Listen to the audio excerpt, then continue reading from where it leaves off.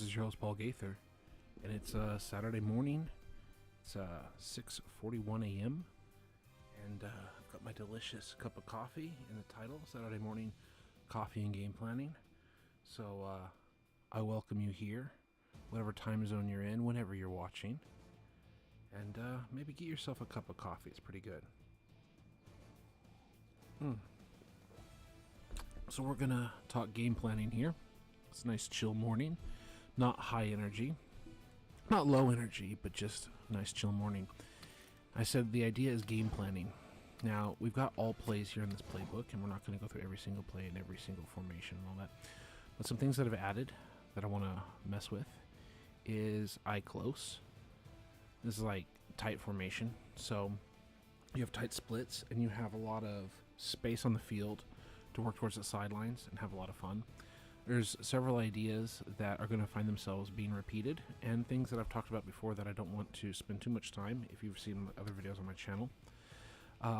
Here, for example, you see the A and B button. They have a scissors combination. It even says drag wheel. Those are the other route combinations. One of the things that I like about that versus this Texans drag is the fullback just goes to the flats, and one of the things I would like to test is how well does he go to the flats versus when does he wheel out. And if he wheels out, like if he goes to the flats threatens enough, then I like the fact that I can throw just the flat route to the fullback if I need to, or he can wheel out and it's just a overall better play. Now, normally I don't like this play because it doesn't have much development if everything is covered. I just know that this is, these deep comebacks are a Kyle Shanahan staple that we've seen run. And a little famously, I won't say super famous, but a little famously, he was running a play like this with Trey Lance in the preseason, and with the deep double comebacks, and both got wide open, and Lance failed to pull the trigger. And this isn't a dog on Lance. I mean, he's in his own situation, and I wish the best for him, but Lance didn't pull the trigger on those. And then the following week, Kyle called a play with only one of these routes being run, and everyone else in pass blocking on the play action, and it was literally a one route play. And at least Lance hit that one route. And JT O'Sullivan says like it's a big middle finger by Shanahan to Trey Lance. See, can you even hit it when I give you one route, let alone both? And then he would be traded the next week to Dallas. So that was like a whole big scandal and everything. But I wanted to see if these deep comeback routes are any good in the video game, because like we literally have seen them work in real life NFL football, because you're threatening deep down the field and then you've got these comebacks. So let's see if it works at all. I've already shown why I don't have that. It's just a regular pitch play. There are some plays here where the fullback goes in motion, and so I want to make sure that I have a run that works off of that idea. As long as we're still close, we have another play action to the right. I think this play is not going to work out so well, because I think there's a lot of conflict, like too many rub routes and too many players in the same part of the field, and I think I've cut this play in the past for a reason, and that is just too many players in the same part of the field, which means too many defenders in the same part of the field. One of the benefits, though, is the fullback does clear out, but I think the halfback and the X receiver are going to be close together, and I think the B button and the X button are going to be close together, and usually what ends up happening is they either hit themselves, they hit each other instead of like hitting the defenders or whatever, or they don't rub route well, or basically even in zone it's just like there's no spacing, there's no challenge, and in man coverage it's like everyone's clustered up. So at least like B can break open later and RB can break open or whatever, but maybe the point is to cluster up and then to open up the other guys like wide out, I guess. I don't think I like it so much. One of the things I don't like about these core mesh plays, again, we're just going to be practicing and playing and see how the computer handles it and all that, is again, it's just like you've got this man beater, these like drags, these double drags, this mesh concept. I like mesh, but I like it usually out of single back with like more receiving threats instead of like the fullback blocking or whatever. I like having like three wide receivers and a tight end and multiple threats like going out for passes and other combinations over and around them with mesh underneath it, as opposed to you're just going to mesh and this guy's going to run to the corner. Like, that doesn't seem like it has enough going on for me, so I'm probably going to cut this play. As again, I said, we have plays where the fullback is in motion, so we had a pitch play. Now we basically have the classic spacing play, so that's in there because they're tied together. Here's another fullback motion out to the power side, and it's just like, okay, he's going to wheel out. Like, and then they also have the weak flood. the high-low. X looks like he's going to break outside, but he doesn't. He breaks back to the top. So that's also like a clown or a joker or whatever move. Obviously, it's corner post is what it's called, but they have this like X clown where, excuse me, you are trying to make the corner, the defender, whoever, feel that you're going to cover that X corner, and then boom, he bends it back to the post. Especially if you're splitting the safeties and you're getting potentially a touchdown shot with this kind of play. This is a play that you hope to get a touchdown shot with, that you set up earlier in the game by running those corners with the X receiver. So, and then potentially again as a user, there's user versus computer. I like playing with the computer coach mode, whatever you want to call it, because I like to have the awareness, accuracy, and everything of my virtual quarterback matter, and I want to be able to draft a really good quarterback and have that make a difference, because as a user, we can do whatever we want as a user, right? But if you're a user, and in practice we can check it out, you can obviously, and at least in other practices we've had, you can actually hit your drop back and should be able to throw to X on that little like corner route, but we can try it out in person. We've seen that in some other plays where it works and sometimes where it doesn't work, he turns too quickly. But the threat of just hitting that corner route with X before he bends back to the post is an option. And then obviously you have different layers of the tight end and the drag route receiver. So it becomes multi-layered. And then you're wheeling across the formation. So if you're dragging defenders across the formation one way and then you're wheeling back the other way with the fullback, this is also where, again, as a 49ers fan, you're going to see Kyle Juszczyk getting wide open. I think even in the Super Bowl against Kansas City, but Brock didn't see him. Or didn't fire the ball, whatever it was. I'm pretty sure that was in the game. Just the fullback wheeling out to the side. By the way, Kyle Juszczyk is a rookie in this game, and he's nice to get. And I could get him for my Jaguars franchise, but I don't want to just like, oh, we're going to make the 49ers, but in Florida. Like, my point is, like, I want to play the franchise. Like, what seems interestingly realistic as best we can. This is play action stretch, so we definitely need a stretch play, and we do. So the tight end lines up outside. Unfortunately, he doesn't have any plays where he just lines up outside and just stays there and runs routes. But here he lines up and then he motions back into the formation. There's a stretch and then there's a play action based off of that. So you have the exact same pre-snap motion and then you have the handoff motion of the stretch, but really they're crossing over and it's just a solid play.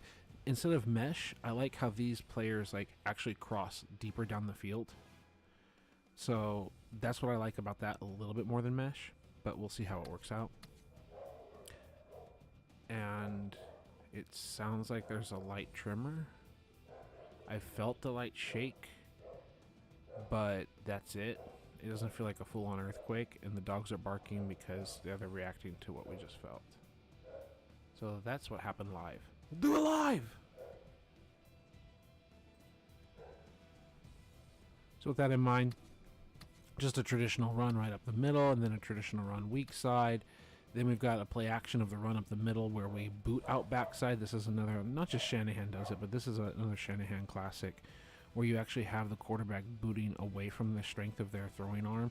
Usually you want the quarterback booting to the right because he's a right-handed quarterback so he can plant and throw. But it's a classic thing that because teams know tendencies that you want your right-handed quarterback rolling to their right, handing the ball off or faking to the right and rolling to the left, you need a quarterback that can flip their hips and make their reads and make those throws, you know, going away from their strength. And that's a tell of an NFL quarterback because not just anyone can do that, let alone do that well and do that with efficiency with your footwork and everything. And then also read it because you can't see the defense. It's hard, like with turning your neck around, but also pulling off the fake, like making it, you have to like pull this fake off when you're actually handing it off. Like there's so many like technical details that you have to get right. And as a result, it's also an effective play as you boot out to that side and then get the ball off. Right? Close dive week. I mean, we already have like the weak side Texas halfback zone. Okay, so a reason why I like Texas halfback zone more than like a weak dive is I like to attack the left tackle. Like it's our own teammate, we're not attacking him, but like I like to really see that block. I like to see what the combination is. Is there a kick out? Is there a scoop? Like is there something that we like so that we can bounce it out or we can kick it back inside, like we can right thumbstick to the right or whatever and go back on an inside cut. Can we just run it right down the pike between the guard and the tackle? Like we actually have a variety of options, which is also the point of zone. Where close dive week is just like, we are running it between the guard and the center. And there better be a hole. And maybe we can jump a little bit, but like no, it's more difficult. There's fewer options, and it is more power football. And if they give up the inside 8 gaps, well, then take advantage of it, right? I get it, but I prefer the versatility of this play. And then halfback counter is supposed to fake that we're going to go to that play side, but then we actually are pulling guys and so on and so forth. I don't think this play is going to work because like we're pulling both the guard and the tackle, and we only have a fullback to take care of it. And a fullback against what like we're probably having the center trying to block down on the defensive tackle, but we're having basically a fullback in the center on the D tackle and the end, and we don't have anyone accounted for the linebacker. And sometimes we just get tackled for a loss in here, and so it is what it is. We've got a play action clear out, so we're faking the run to the weak side and we're running those routes. And these are not all spider 2Y banana, but you're going to see me talk about this here in this video a few times. Is you basically have that concept of that, you know, John Gruden, which is still part of the West Coast offense, spider 2Y banana kind of play where you've got the play action, the fullback leaking out, and the tight end going up over the top. So you've got a high-low with the tight end and the fullback. And then the other receivers run like whatever route combinations that you want. So I know it's not exactly spider 2Y banana, but that's basically the idea. In H Pro, quickly, I didn't see enough that I like. Especially some of the core plays that I'm most interested in to justify having this play. I'm not a fan of slant and goes in this video game. I know that they can be powerful plays normally, but I'm not a big fan of them. And then it's just like a bunch of the same versus a regular pro. Like we already have regular pro. It's just the same plays. Why is it even called H Pro or whatever? So I'm not interested at all. I'm not interested in H slot at all, so we're like completely skipping that. H tight in much the same way. We already have like goal line and short yardage plays, and I didn't see anything particularly special or interesting to justify having that.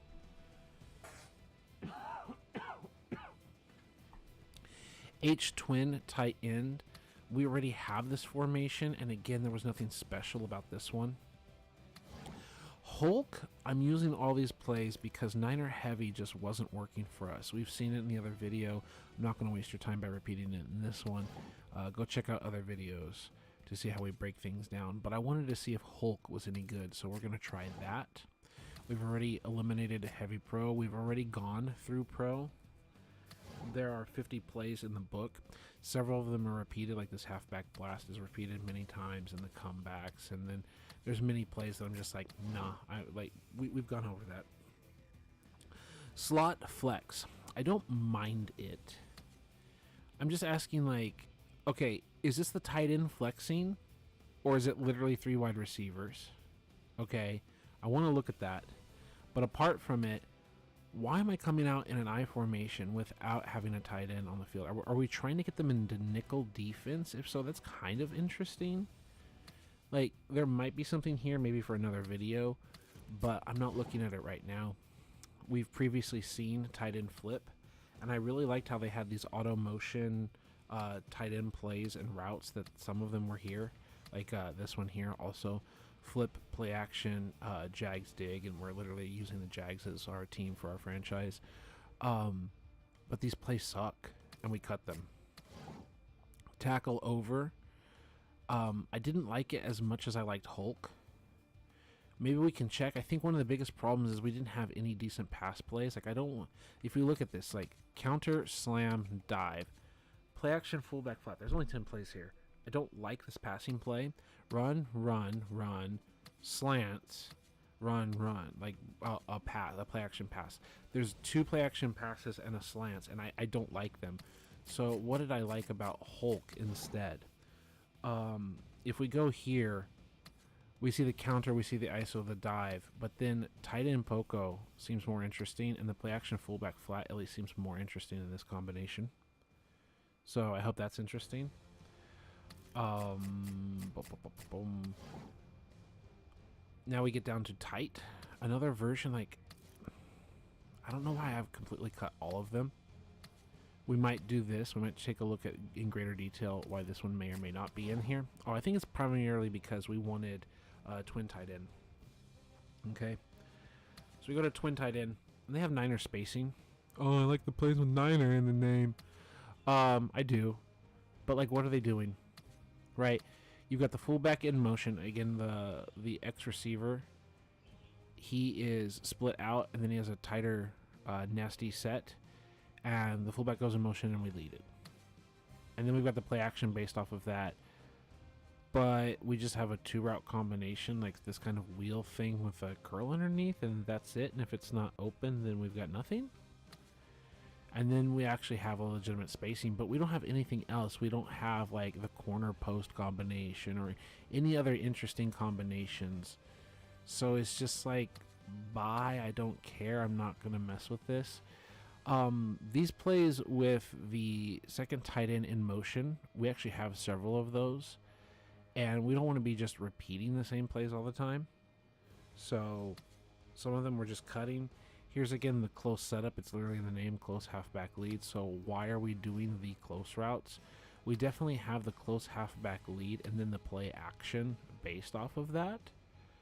So we definitely have kind of like a sail concept of sorts, which is fine, I guess. We could kind of try it, but I also am not a big fan of the run itself. Because if I've got the 2 tight ends, the main goal is to try to attack that edge. And so we're not attacking the part of the field that I want to out of this formation. So, less interesting. So this is motion play action power. So we might as well go with motion power first. And this is supposed to be a play action based off of it. And you again have that spider to wide banana kind of concept idea thing here of the fullback and the tight end. Giving a high-low read on the play action, like the slip out. If they're biting on the run and they're not covering the fullback to the flat, and that's supposed to be the guy you air quote check down to get like the free easy yards and get the first down. That was like the thing John Gruden talked about. But you also potentially can have the tight end just zoom out there and get over the top towards the flag, the corner, and pick up good yards as well. So that's why you have the high-low little option. It's fine, but I have to actually care about these plays, and I feel that there's too many moving parts for Madden to handle the correct blocks here. I usually prefer Madden to keep it simple and just like block the guy in front of you, not like pull and then miss guys. And as we've seen with Madden 25, as we've seen with Madden 25, with the Niners heavy and other plays, it's like guys will just like run through and ignore the guy they're supposed to block, and they get these weird little wonky like run into people, and they just get completely lost. So I don't like that as much when they're like straight pullers and things like that. So this is Denver halfback zone. I think I've mentioned it in a previous video, and we'll just briefly say, I think I want this to be like a stable or staple play here. I want us to be able to send the tight end in motion and still attack strong side. And that's the basis for this, motion and play action. Again, it's named Denver. It's the Bronco Denver, whatever, like Mike Shanahan. So the point here being, again, the weak side rollout, the play action, faking them one way, and having the high-low and everything. And I like it better than the Green Bay version that they had before, where the X was kind of faking like an out and then turn it back into an up.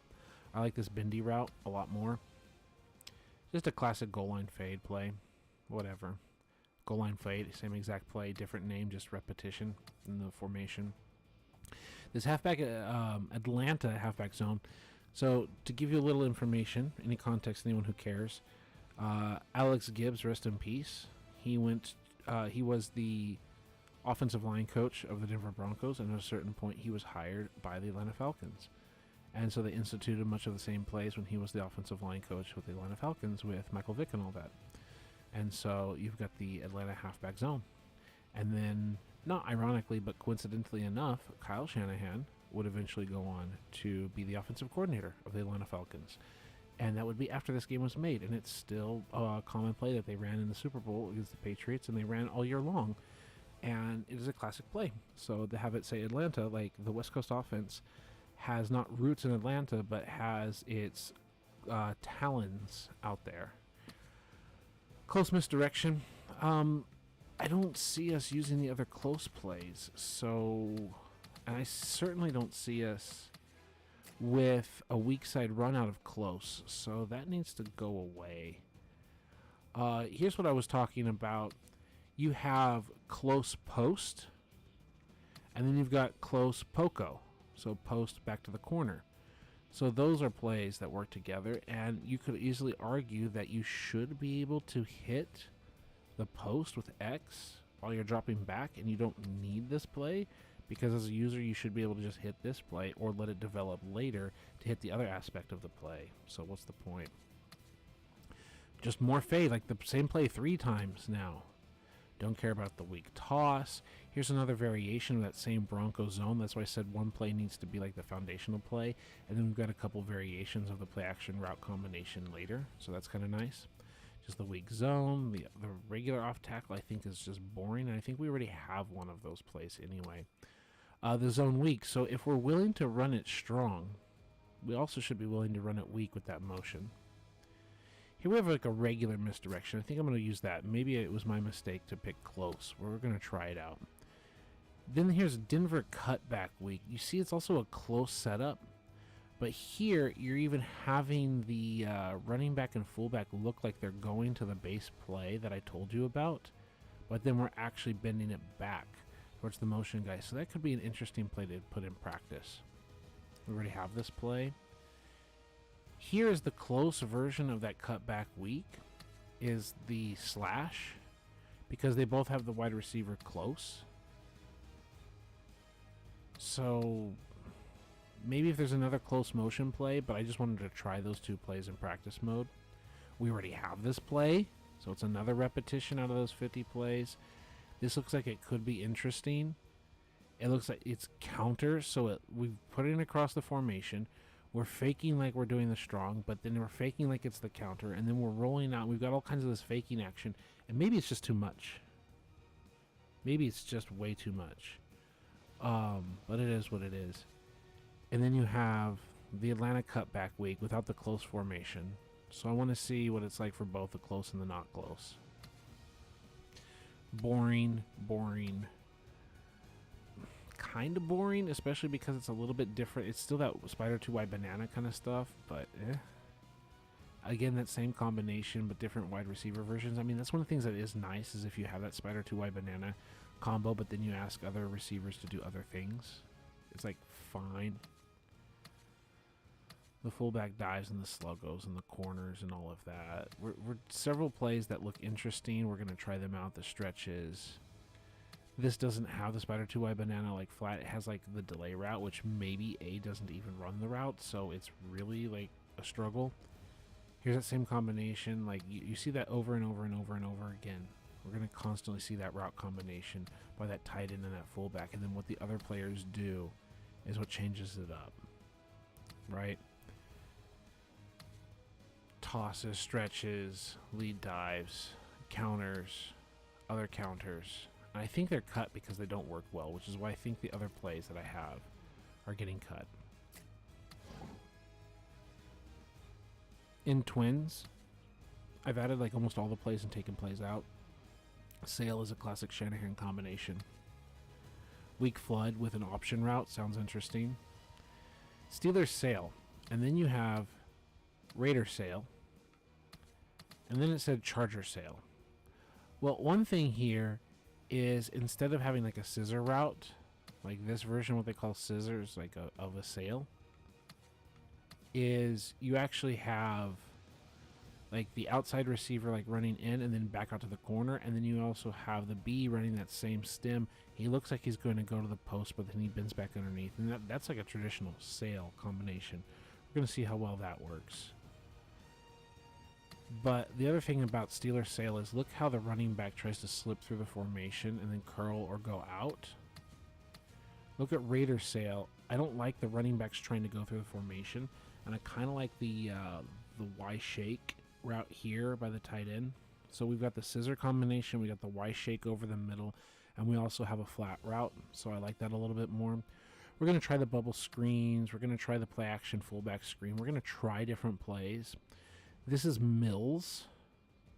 Now, it's got a back going through the formation, but I believe it's the fullback going through the formation here and the halfback blocking with a delay route.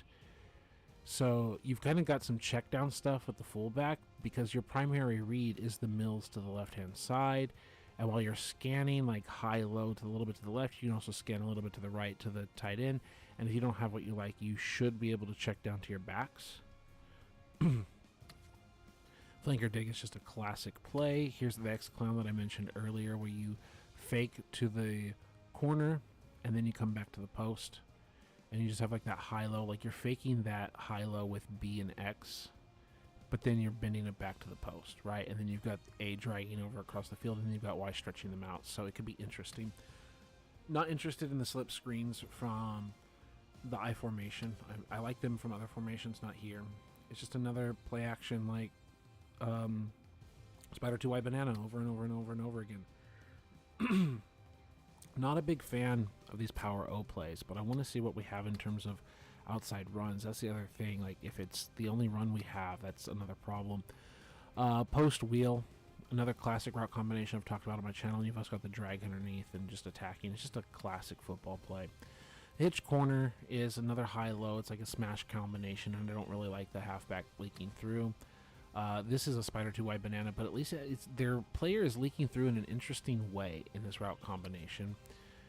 This slant, which is Lion, the double slant, often I avoid the slant plays unless I have something interesting on the other side, and it's kind of like a stick combination here by A, and then Y also has an interesting option, so we're going to see if that's any good. Here with China, we've got what looks like he's trying to be an outbreaking route by X, but he comes back over the middle. It's not exactly a drag, right, but it's a short route over the middle, and then you still have the high-low with Y and B, and then you've got the double move by A. There's a lot of interesting double movements and interesting ideas here. Same thing we had about, like, the Spider 2Y Banana. So we're going to see how they escape and flood out and all of that. I wanted to mess with these halfback flip plays. I don't think they're going to work. I don't think they're any good. But it was fun to at least try them out and get them on camera. Play action boot should be obvious. Stretch. The tight end out. So this is more Spider 2Y Banana kind of combination. We're just looking at those different looks. We're looking at all of them, but we're looking at several of them.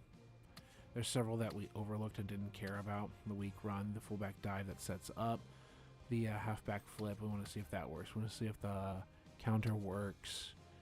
The flare is a classic play. Here's another variation of that same Spider 2Y Banana, and so forth.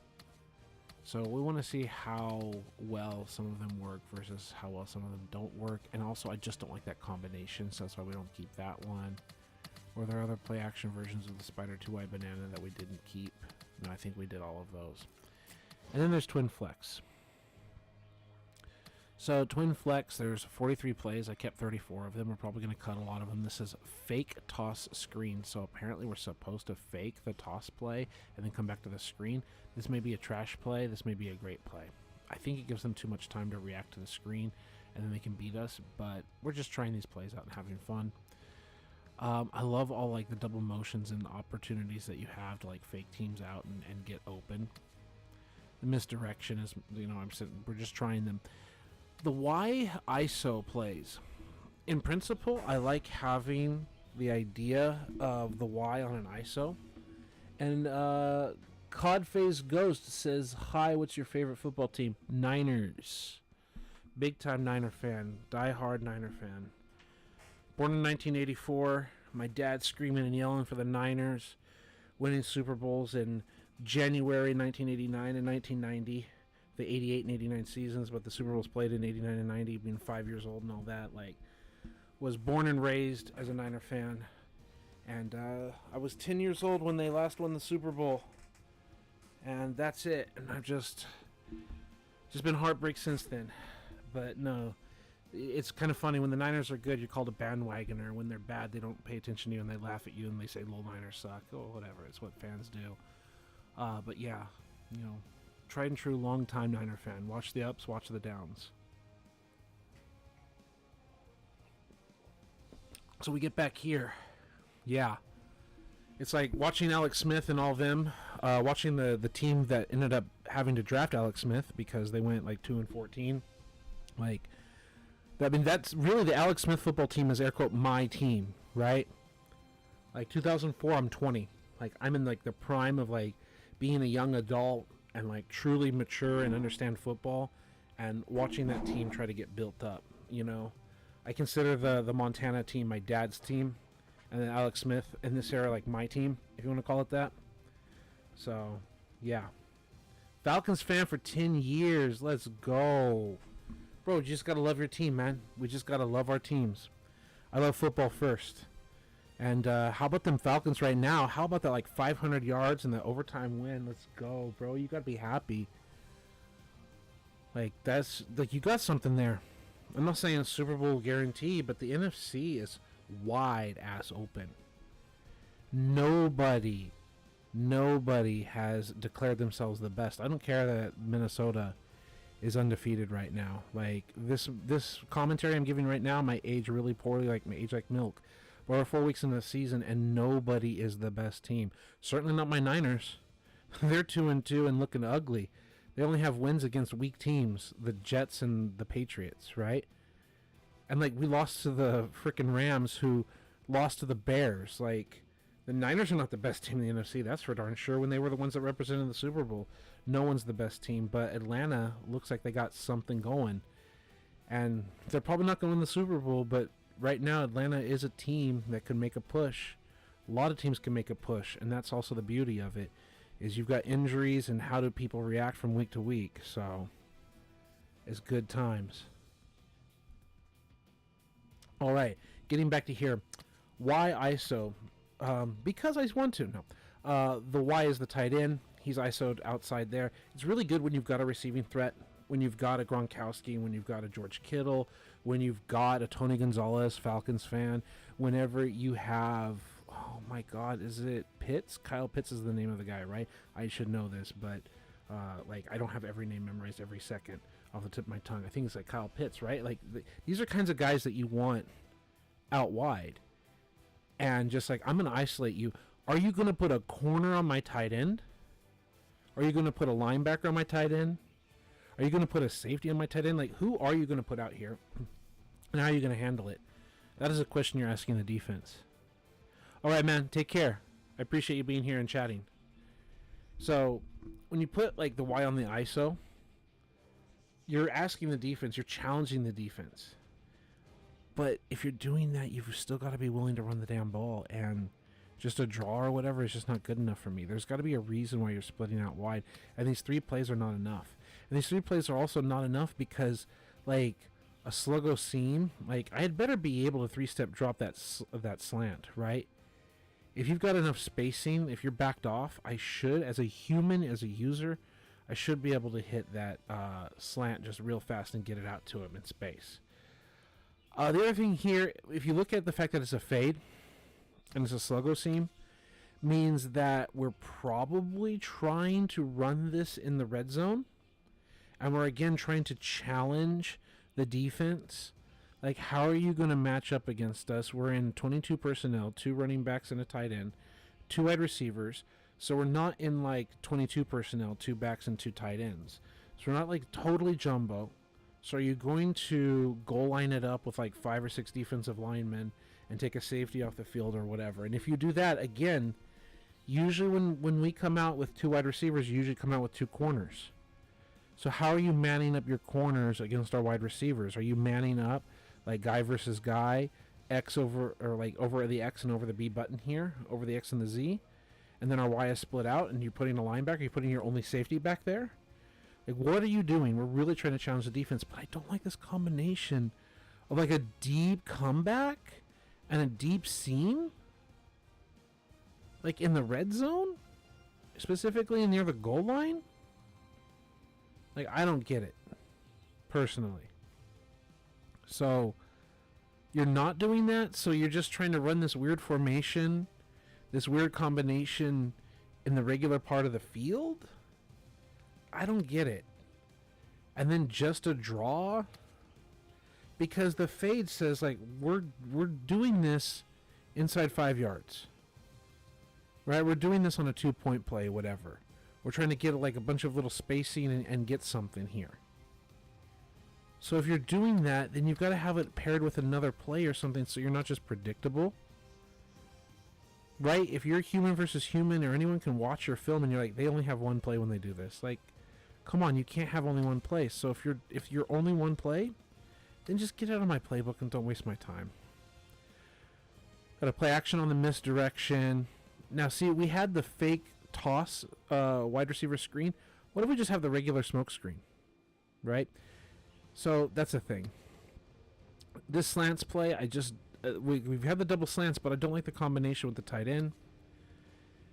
Here, especially I've mentioned it before with my Jags franchise, what if we have Denard Robinson? What if we have Shoelaces out there? What if we have a Christian McCaffrey or someone who just splits out wide and is part of this combination? We just have the fullback behind us. But you know what I want to see? I want to see the ability to split him out wide and then just hand it off to the fullback, like threaten him with the run, like that. Now, maybe we can just have like a regular fullback dive. Where is a regular fullback dive? There's like so many plays before we can get back. Like a regular fullback dive. Can I also send the halfback in motion, or the game lock in that movement by the halfback out there, right? Does that make sense? So that's one of the things that I'm a little worried about. Is again where it here seems, yeah. I want to be able to at least run the ball with the fullback, so that if I'm splitting the halfback out wide, they have to respect the run and they're not just treating me like a bad empty. If that makes any sense. We're also trying to, again, do the same thing that I said about challenging the defense as we challenged with the Y ISO. Bill Walsh wrote about this. Again, you're taking a potential receiving threat at the halfback position, and you're saying, how are you going to cover this? You got your two corners here. Like, are you going to take the middle linebacker away? Are you going to put the middle linebacker on the tight end? Are you going to put the outside linebacker on the running back? How are you going to handle this? Are you going to bring the safety all the way out there to put him on there? Like, you're challenging the defense on how they're going to match it up, and you're just going to play matchups. But here's another variation of it. So instead of running that little hooking route or whatever, we're just like, we're attacking the seams, and then we've got the underneath dig route. So again, with the Jaguars, it's nice to put Denard Robinson maybe as our number 2 running back, and then we put in what do we call halfback, spell halfback or whatever. So like the number 2 comes in the game, and we run these kind of plays, and then you've got the logo seam. So this kind of works where, again, you could potentially just like slant it, and then you can sluggo it, and you can get downfield. So at least we have some interesting motion plays like that. Saints halfback power, it was often called like the most cheesy play in this game. I think it was like almost like automatic, like big play. Halfback play action misdirection. We've already got a couple of those. We've got some more. We're just going to be practicing. I think this play is going to be absolute trash, because usually this play action boot screen is they end up tackling the running back on the play action, and he's the one that the ball is supposed to go to, and then you end up getting sacked because the running back gets tackled on the fake, and then he's not there to get the screen. This is an auto rollout smash. Again, not sure how good that's going to be. Some more rollout action. Fullback flare is a classic play. More spider 2Y banana kind of looks. China special we already saw and talked about. Here's another slant play. A counter waggle. I don't have a lot of faith in that. Instead of the rollout boot or whatever, it's just the ISO version, which I usually don't run the ISO week, so kind of get out of here. Some interesting, this is again Mills, and then you also have the high-low to the backs. There's some interesting things that we can do with some of these. There's the curl flat with the fullback and the wide receiver, and then we've got like the double, like the post and not double post, but we've got the post and the corner route. There could be some interesting things here. The dig is a classic football play. The power O, again, I'm not a super fan of. The misdirection to go strong side, but the question is, also I don't want to have to repeat plays. Didn't I already cut like a power O? Where are our strong run plays, by the way? We have Saints halfback power. Is power O the only one? So we have the play action power O, the halfback dive weak. See, I cut the other play, and I think I'm going to cut that as well. The slip, the lead dive. The stretch is a good play. Okay, and we've got that counter. So yeah, I don't think we want to use power out. We can practice it, but I don't have a lot of faith in it.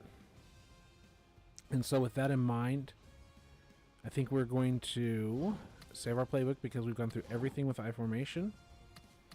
We're going to save it, and we're going to go into practice mode. And then we're going to apply it, and we're going to cut stuff. Because I'm sure not every single play is going to work. But this is part of the fun, is applying it all.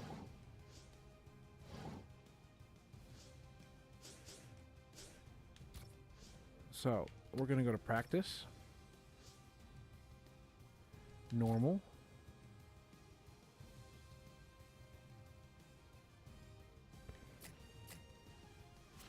Jags. Seahawks. Uniforms.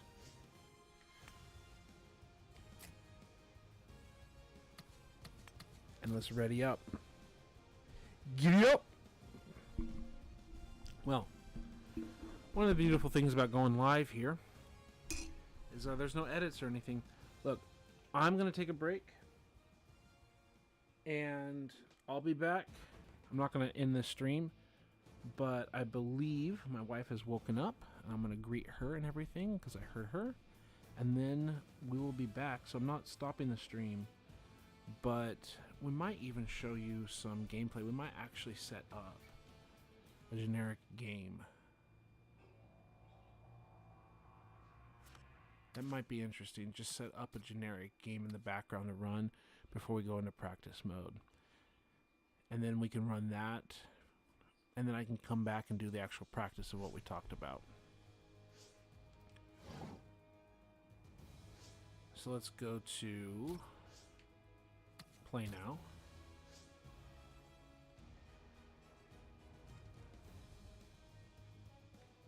And let's do Seahawks, 49ers. Let's hit spectate.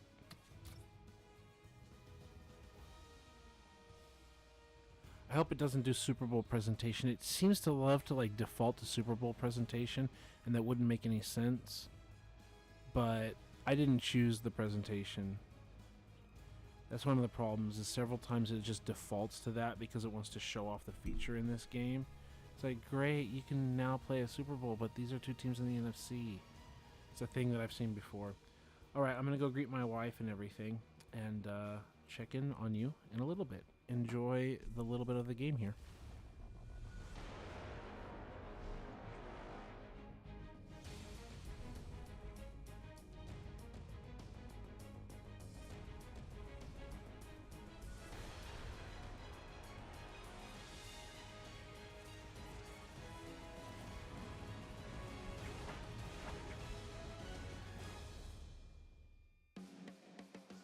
Anticipation is mounting here as both sides get set for this matchup between the San Francisco 49ers and the Seattle Seahawks here at CenturyLink Field.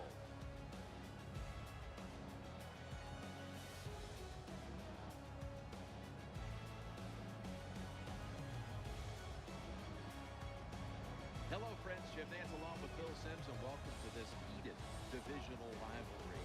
Yes, there have been a lot of close games, a lot of bad blood, and it's always intense when these two get ready to square off. How about it before kickoff, partner? It's going to be fun to watch. You know what I like about division rivalries is you can't trick the team you're playing against. So if you can't trick them, what do you got to do? Well, you win the game by out-hitting them. So the toughest team, who hits the hardest, that's the one that's going to win this game today. Now we go down to field level as Danielle Bellini has more on today's matchup. Thanks, guys. Speaking with the players from both sides, these are two teams that obviously know each other very well. They play twice a year, so they know each other. They're familiar with each other. And with that in mind, guys, both coaches preached about the importance of being unpredictable. So watch out for some surprises on that field today. Danielle, thank you very much. Now we'll go to the field.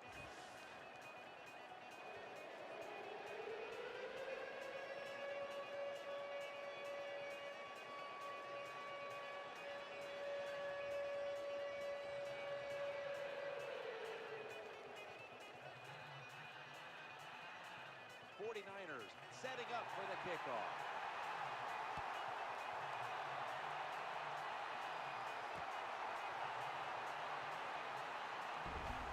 And they stop him from running it out to the 20. Mark him down at the 19. Wilson's heading out now for his first series.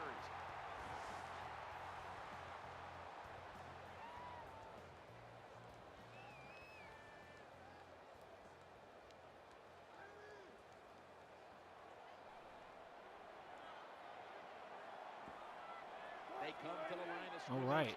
First down. Thankfully, it did not go to Surveys. Super Bowl presentation. Tries to ward off a Look at defender Russell with the Wilson football. trucking Navarro Bowman. Like, okay. Okay.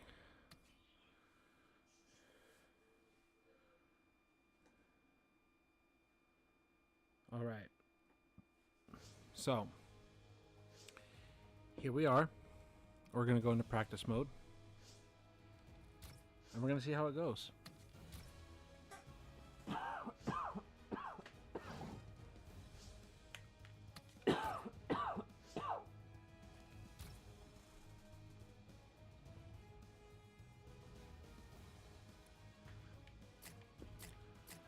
Jags.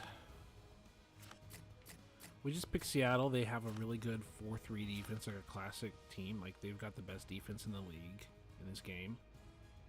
And deservedly so. Let's go set up the uniforms.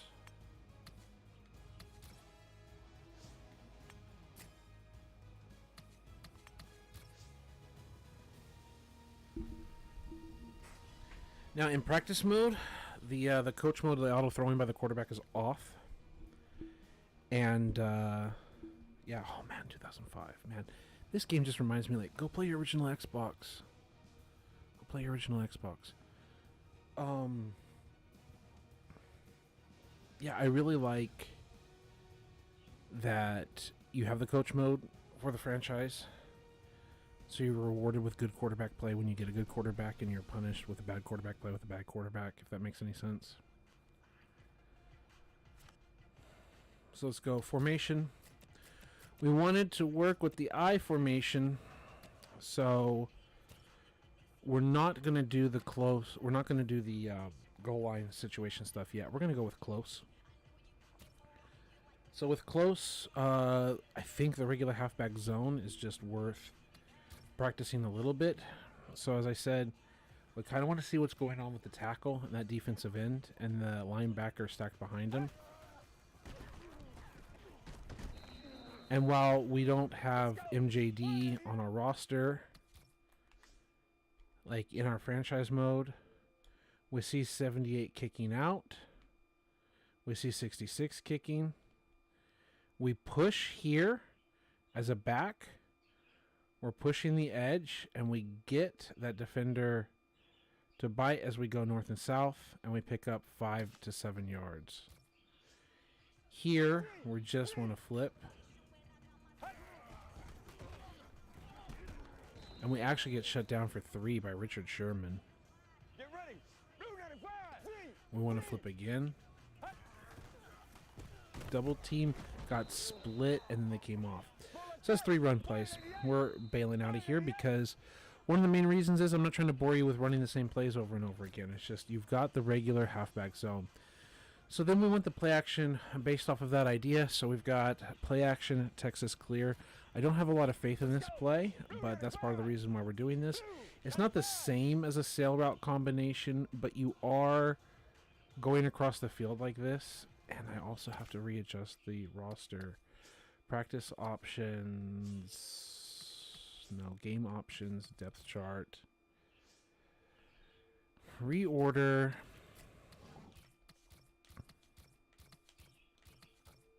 And I want shoelaces in as my number 2. And let's go. So let's reset it up. Let's go close. Let's go play action. Okay. And let's see it actually go through here. So we're going to hand it off. Gotcha, bitch. It's actually a pass play. And we throw an incompletion by Chad Henne, who has the 15 accuracy in the slider. But let's see what happens here It's a run up the middle. Actually, no, it's not. And you've also got the fullback leading out. And we're ready to throw. We should be ready to throw, and we should see how people are open. So we have the flats to the fullback as a choice, and then we have the throw here. And the idea is the linebacker has to respect this guy. He can't both cover here and turn around and cover this play completely, but he can knock a dude out. So you're kind of risking the hospital ball action here.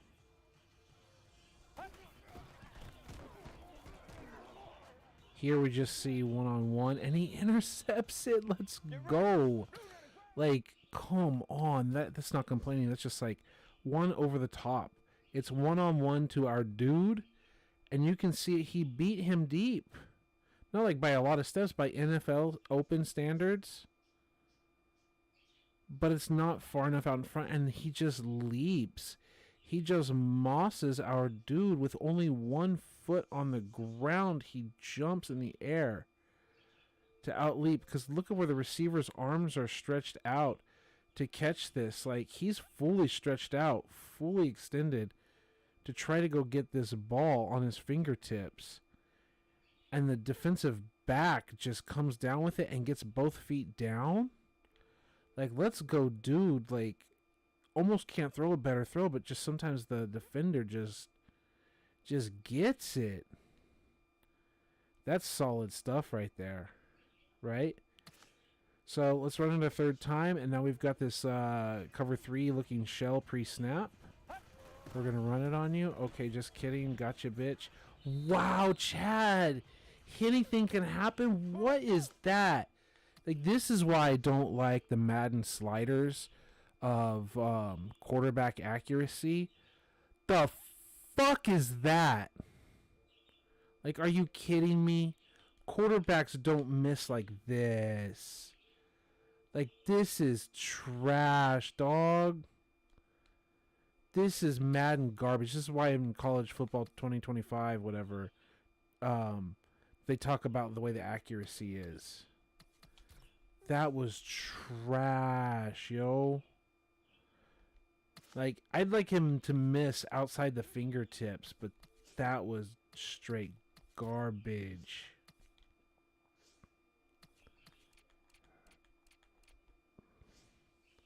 Okay. So, we ran it 3 times. And that's just my general rule. I'm trying to run the plays about 3 times to not bore you. It worked better than I thought. We're at least going to temporarily keep it. We're going to try it against the computer and everything. Close play action, tight end, corner. Let's go. So this is that same idea of spider 2-wide banana with the fullback going out to the flats and then the tight end extending up there. One of the things that I don't like about this is how Blackman and Mercedes Lewis are both kind of going to the same part of the field. And while one can be trailing and one can be out in front of the other one, we're going to see how it actually works out.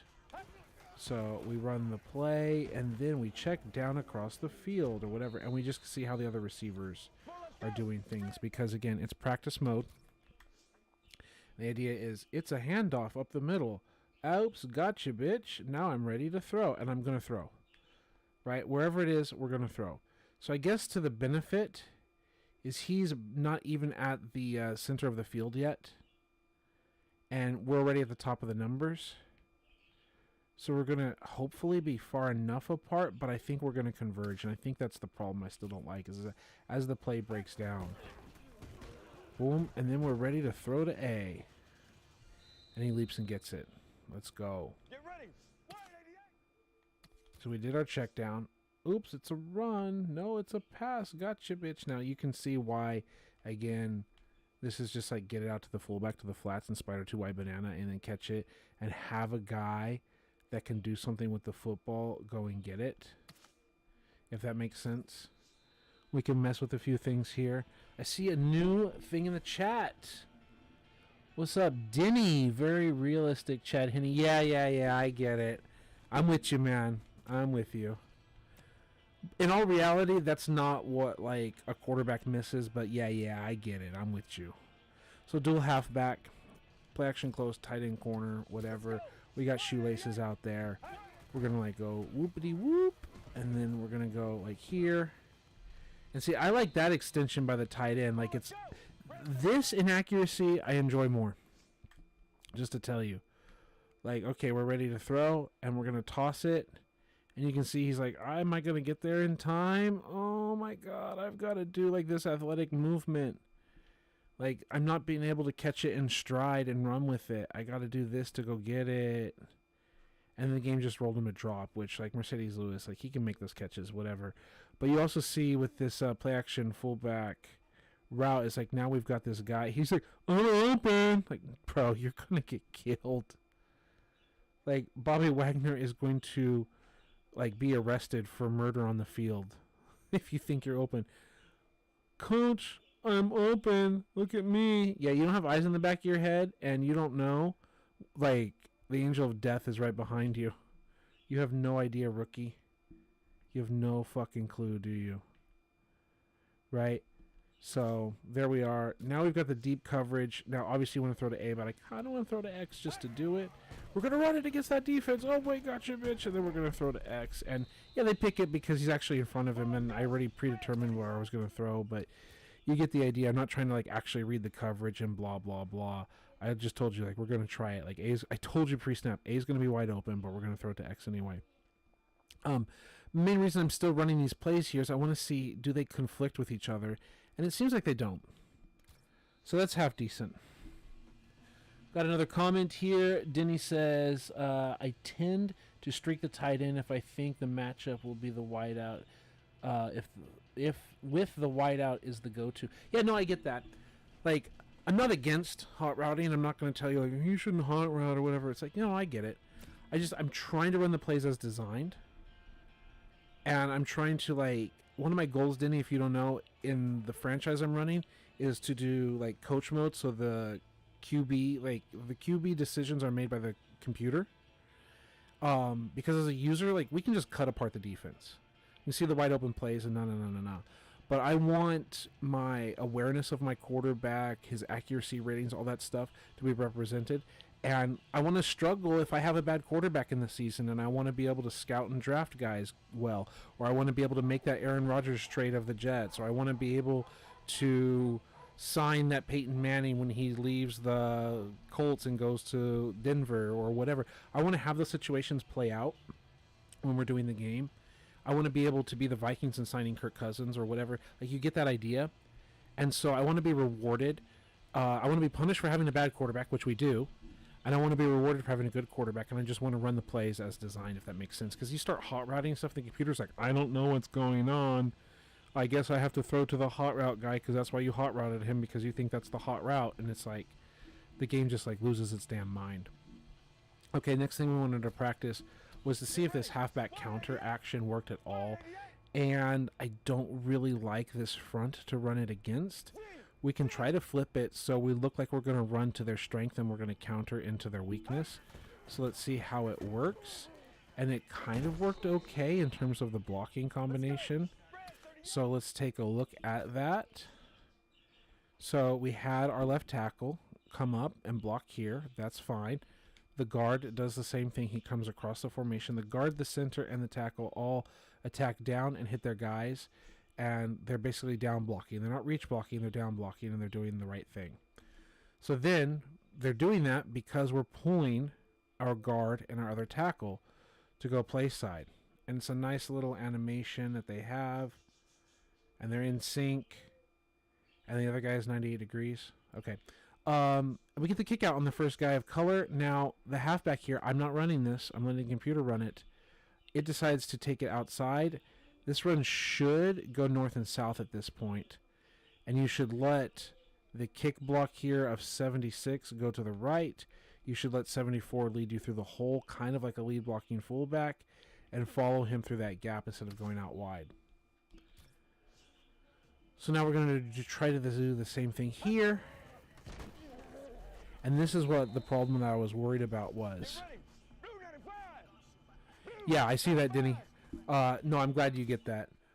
Yeah, no, I'm just having so much fun with this and hope that I give you good quality content here.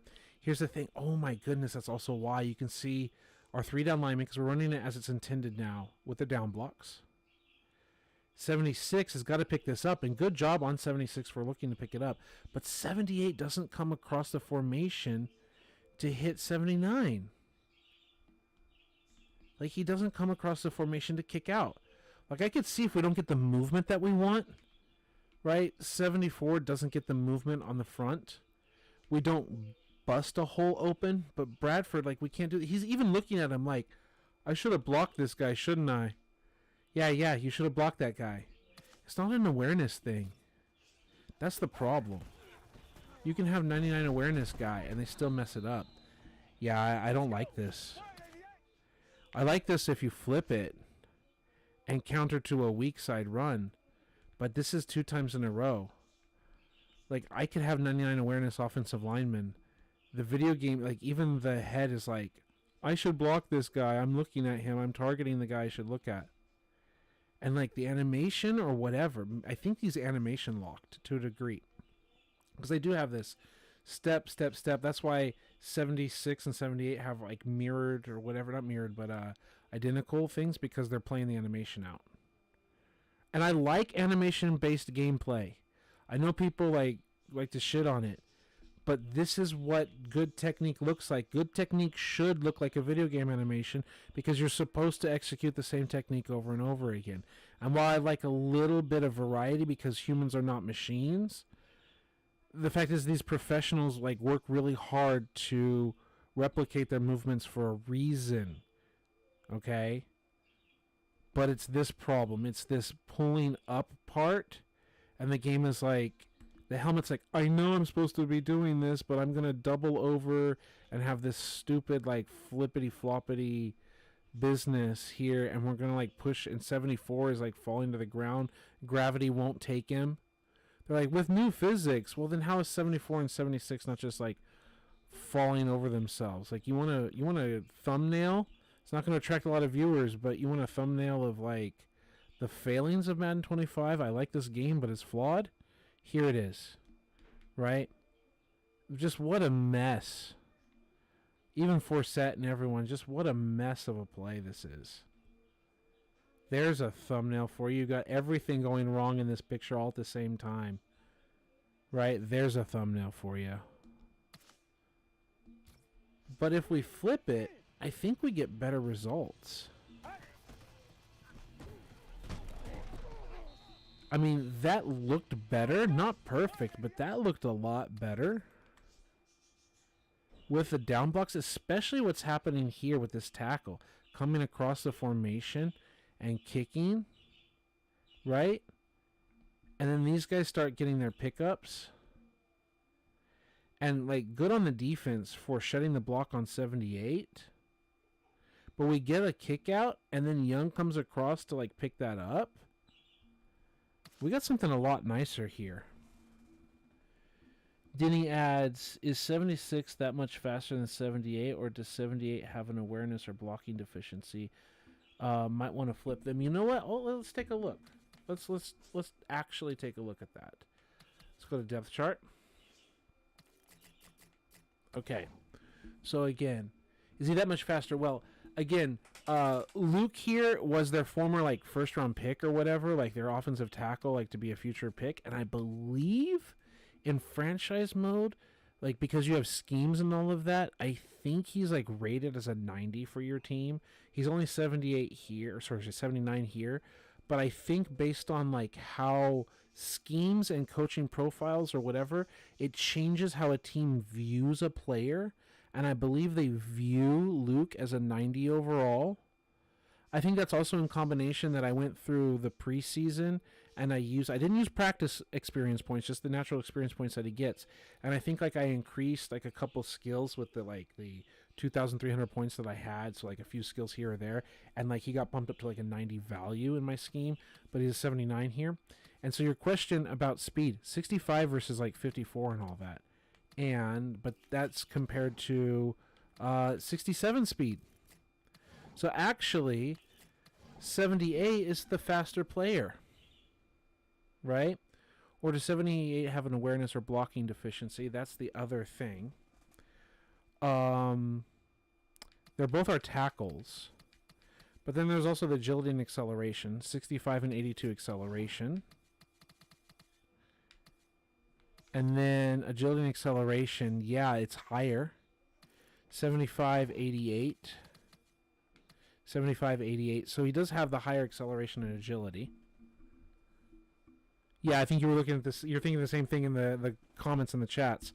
Yeah, there is a difference there for sure. Not a great difference, but it does exist. And then, as we said, like, there is awareness. He's not smart. He's 60 awareness. And if we go here, we have 64 awareness. But then what about the flip side of 77 and 74? Because they're also doing a better job going the other direction. So let's take a look at that. Right? 51 speed and 85 awareness. Okay, that could be a thing. And then 54 speed and 68 awareness by Sam Young.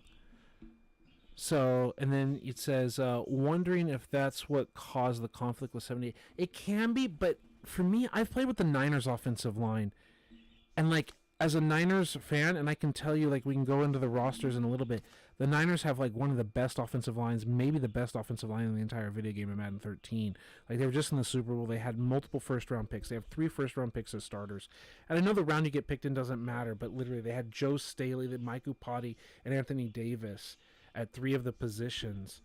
And I believe they had the veteran Goodwin from the Ravens. Not like an elite center, but a veteran with decent awareness. And then their guard was Alex Boone, who was, like, air quotes, like, the weakness of the line because he was young and less experienced. It was his first year starting. And he was just a powerhouse, like 90-plus run blocking, whatever. I think it was, like, 92, 93 run blocking. Like, just across the board, they were just, like, brutal as a line.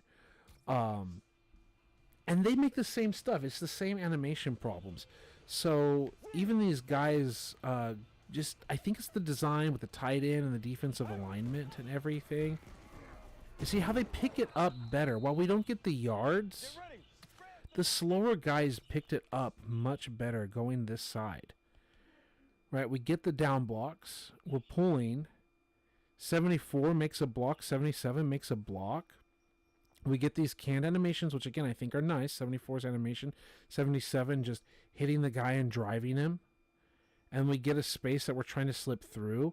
Like, everyone nutted themselves when 2K5 did this.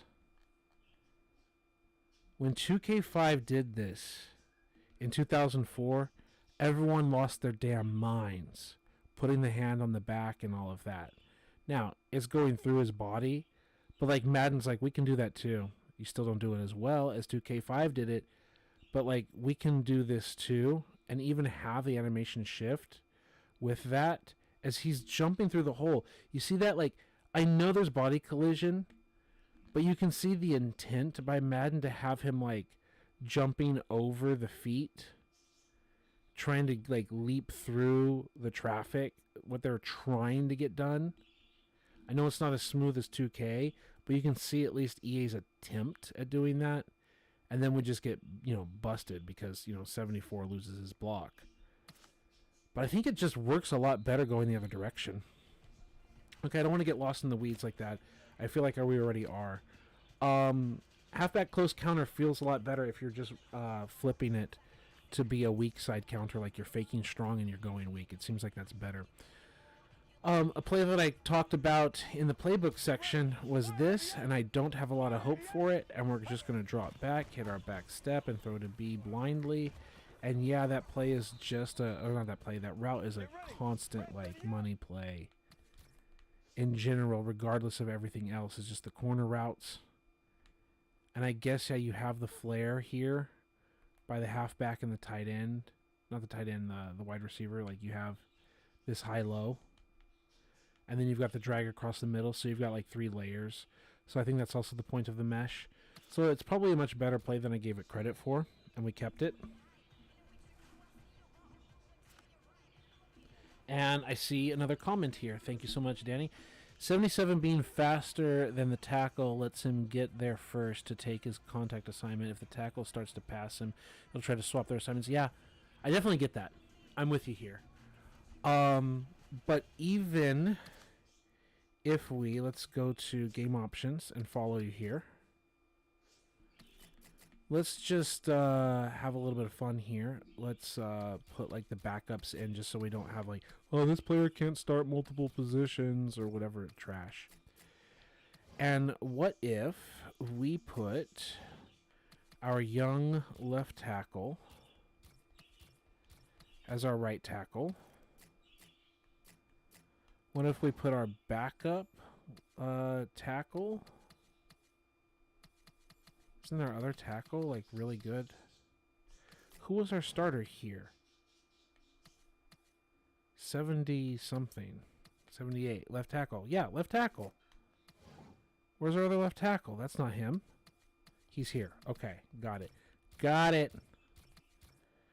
So he has a 67 speed. So we switch there. And then we go our guards. And he's already playing that position. Now, who's our next, like, most aware offensive lineman? It's really him with the 67, right? Well, we've got here 84. Yeah. We're going to have him. Just whatever. And then we're going to have the right guard come in with Rackley. And then we're going to have Rackley come in as a starter, or potentially have this other player here. They're both slow, and their awareness is low, whatever. And here. So we've messed with all of it. Okay? Let's try that out.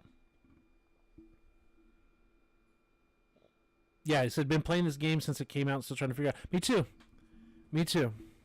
I actually had it shipped to me because I don't live in the United States. I haven't lived in the United States since 2011. Had it shipped to me.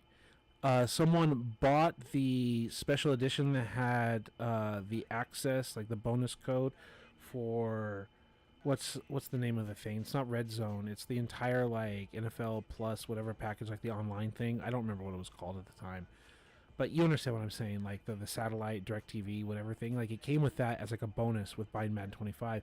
I had the special edition cover with Barry Sanders. Like they both, I think, had Barry Sanders, but one was like a special edition cover.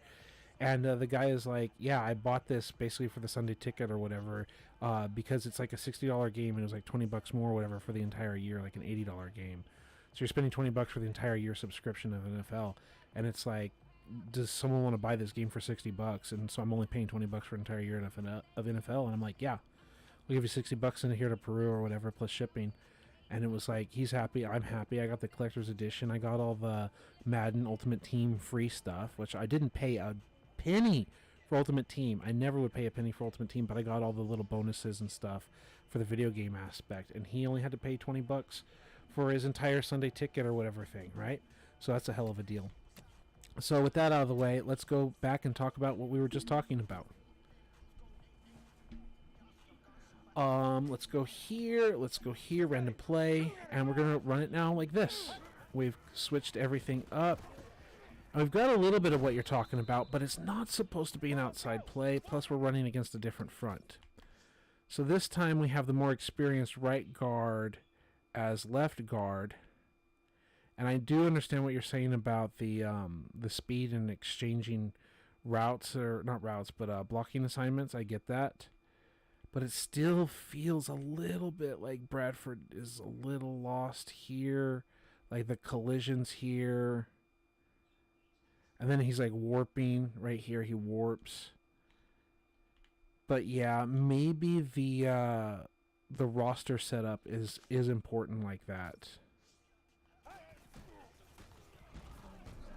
That is more solid, but I also don't know if we're seeing the fronts, but I really appreciate what you've just said because that does seem to make a bit of a difference, doesn't it? Let's go, bro. Let's go. Let's go with that change. Let's go, Denny. Full credit to Denny. Right? Not that I want to have my my star young left tackle playing right tackle, but Let's go. Like, we're getting that pickup a little bit better in the kick out, right? So if it's a speed thing, Denny, because also remember I just hit reorder depth chart randomly. I didn't like do the detailed depth chart here, but it might be worth setting up what my regular depth chart is supposed to be, right? Let's go game options. Let's go depth chart. Let's again click reset, just so everything resets. We go to the halfback, and we say MJD, who we traded away. Okay.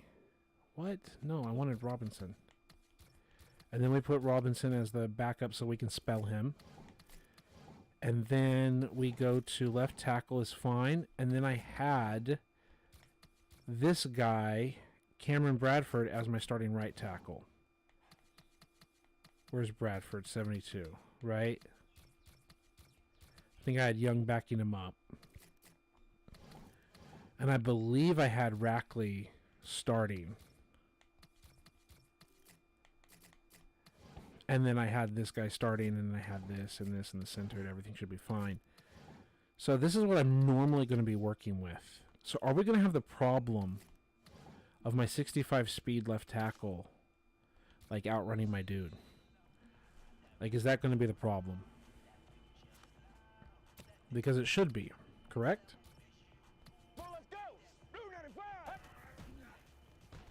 Yeah, that looks like it might be some of the problem here. Right? Now let's look here. Coming across the formation, 65 just goes derp like that. Is that really what's going on? Is the game like thinks that 76 is passing him even though he's not passing him? And he's like derping up here because it's the same problem. Right? So we'll go practice, game options, depth chart. And if I say here, and then I say Jokel, you come in, you go here, Young backs you up, and then I say left tackle Bradford comes in for Jokel and starts, and then Young or whoever backs you up. Is that going to make the difference?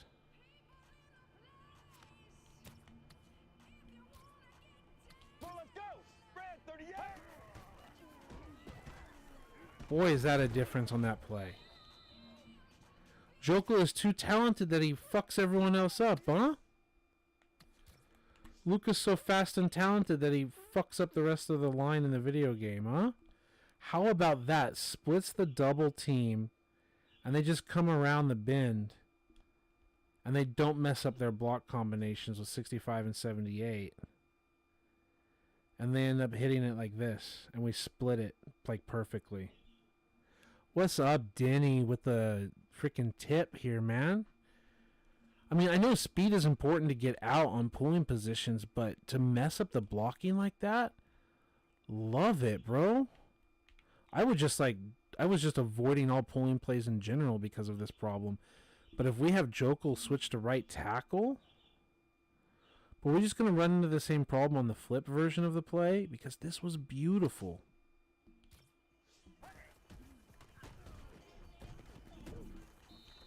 Right? Now let's flip it. And let's see, now they're messing up the other side. Not as much, huh? We're even using their athleticism. Because remember, these guys have, like, the faster speed, right? Because Bradford is now the left tackle. And now you've got the veteran, 77, out there. And Jokel is passing him up, right, with his speed. His 65 speed. But it doesn't still mess up their blocks completely. He ends up actually picking up and helping. And we get a lot going on here, right? This might be one of the things we just have to do in general.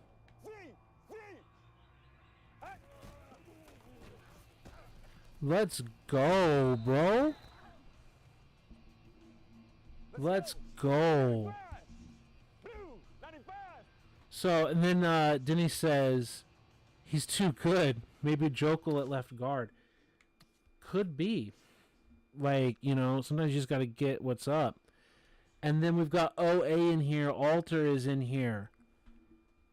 Remind me, Alter. Bills fan? Guy from Europe? I'm trying to remember. There's like several different people that have come in very recently, Alter. And I remember you, Alter. But a lot of different comments these last few days and everything. I believe Bills fan? Am I wrong? But let's go here. Do we really want... Yeah, that could be very interesting. That's very interesting. Let's try it out, Denny. It's your idea. Why not? Why not? So if we have Bradford there, what if we have Young as our right tackle?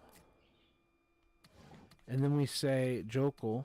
He's even higher rated at guard, huh? He's even higher rated at guard. What if we have the speed here of Bradford and Jokel? They just swap positions for what the depth chart wanted. We keep the veteran here.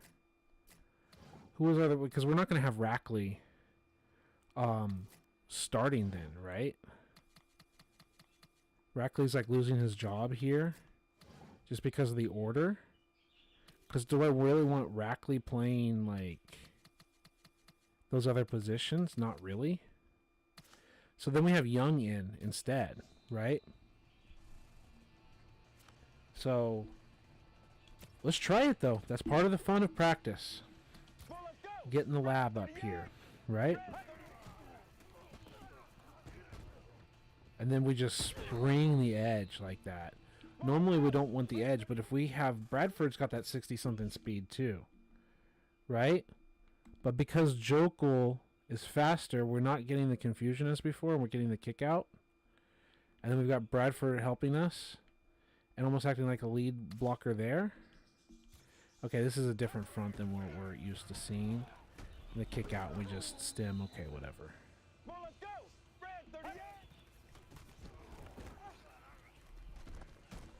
Yeah, that could be Jokel at guard. I still like the idea of Jokel at the other tackle position because he is a tackle. But that was working pretty well.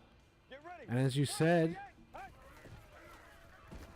Denny, just get him out there with the more speed and have him lead the way like this. And then 78 isn't messing up. But he's right now doesn't have the strength to even deal with Cam Chancellor. I was going to say not the strength, but seriously, who has the strength to deal with Cam Chancellor? You heard the story of Julian Edelman talk about trying to block Cam Chancellor, and it was like hitting a redwood tree, right? But you're also a big old offensive lineman, and you should be able to handle a safety to some degree. The thing I don't like here is a lot of times it's just forcing me to go out, when the whole point of that block is to hit them and then have us go north and south, even the way the ball is being handed off. It's like we're supposed to be, at this point, have 76 be the kick out and then running like down that seam instead of like bouncing. And it's like, this really seems like we're bouncing at this point. Like we're always just kind of bouncing. So I kind of like the other setup with Jokel at the right tackle and having our other player... Oh, they just all messed up there. Having Rackley on the field. Because then we actually got like plays that looked more like the real play was supposed to be. So let's go back to that just for a little bit. Again, reset everything. Makes it easier. MJD, get out. Robinson, become my number 2. Everything else is fine. Have Rackley start. Have Bradford start, the 2-year experience. Rackley here. And then have Jokel come in like that.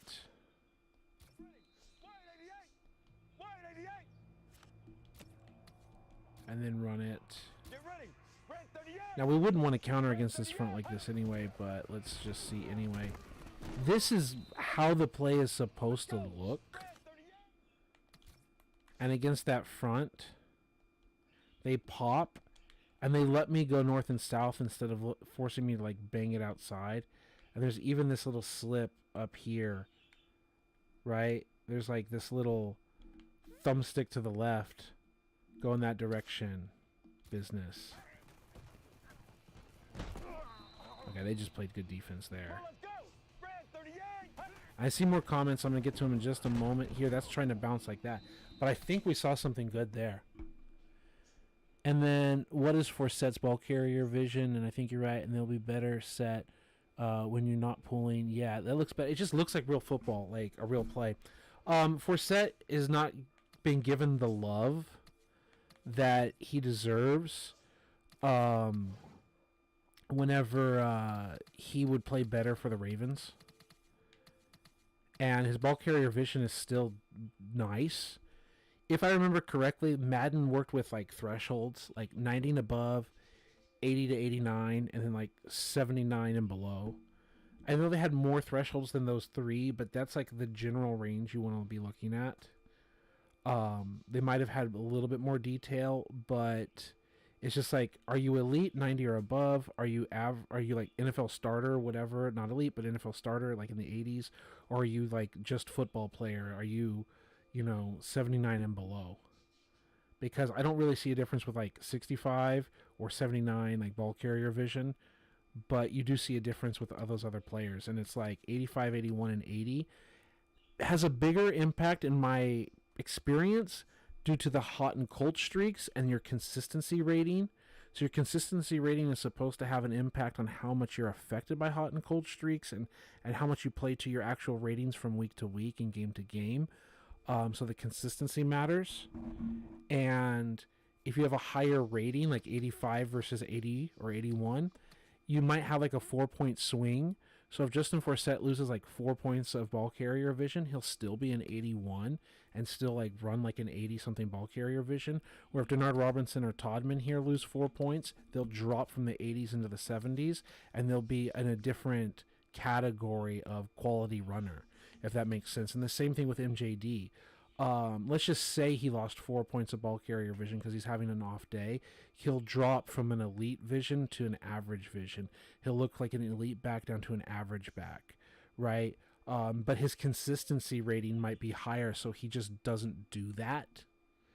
Like, he'll only lose 1 or 2 points, and he'll still be like the elite carrier vision. So that's part of the point of having these higher numbers. And the higher your number gets, the closer you get to the 90 version. And you go from being, you might get on a hot streak. If you have like 88 or 89 ball carrier vision, and you get on a hot streak, you might like actually have some elite days. Some days he looks elite, other days he looks average, So you've got it on the other end of the spectrum as well. So that's one of the advantages too. But 85 ball carrier vision is all kinds of solid. And let's go back to the comments here. Yeah, it's he still ran it better with your setup. Yeah, exactly. And that's the other thing is, like, I traded MJD, if you didn't know, Denny, maybe you did, to the Raiders for a second-round draft pick by doing, again, the sim-style version of put MJD on trade block, view trade offers, pick best offer, and as I mentioned before, there are several things that this Madden game, like, predicts or sets up that ends up becoming real in some fashion or another. I know they didn't like trade a big draft pick or something for him, but he became a Raider. And it's interesting that the Raiders gave the best offer because the Raiders were the most interested in that, and they really were the most interested. Usually after this first offseason, Aqib Talib is a Patriot, and then he becomes a free agent just like he did in real life after this season. And then the Broncos consistently, almost every time when you go into a bidding war, if you're not bidding for Aqib Talib, the Broncos tend to have the highest bid for him. And he's exactly the team that Aqib Talib would go to in real life as well. There are like several examples of that, of like the game has its scheme and coaching setups and the players they're looking for and the traits, and they have the understanding of many of these aspects where the real life teams actually went after the players that Madden has them predicted to go to if you just let it sim through. And it's really awesome. Like, it's a year in advance of predicting several moves. That was just kind of some good moves, and like they got tore up. But yeah, this is looking like what the play is supposed to look like, even when it's like a little fudged. That one didn't. That one was just a mess. But we're just running against different fronts. And it's just more consistent. That's a good call out, Denny. Like, all the credit to you. We're even going to run it against this front, and then we're going to move on to other plays. But this might be the right way. Because, again, what are we getting? We're getting a split of the double team of Mercedes Lewis, and then the player comes up and picks it up, and you get the kick out of 65. Now, the fact that we got tackled, whatever. But just the block combination, like, that's what's up. This seems to be, like, the right setup for the offensive line here. So, yeah, that's what we're gonna move forward with, and we're gonna consider in our franchise. All right. So that's with players moving around, play action boot flow. I mentioned this in the setup. We wouldn't want to boot action flow into all those defenders, but let's do it anyway. Is you want to fake that run to the right. Oops, gotcha, bitch. We're actually going backside. Oh, he doesn't really roll out that much. I'm just not throwing it as a human. In the game, the computer would throw it, but that's not how it works in practice. But I thought it would be more of an outside run and a boot out by the animation, but he's just standing there. That's interesting. He doesn't fulfill the boot. He starts to boot. He gets the boot animation, and then he just abandons it. That's good to know.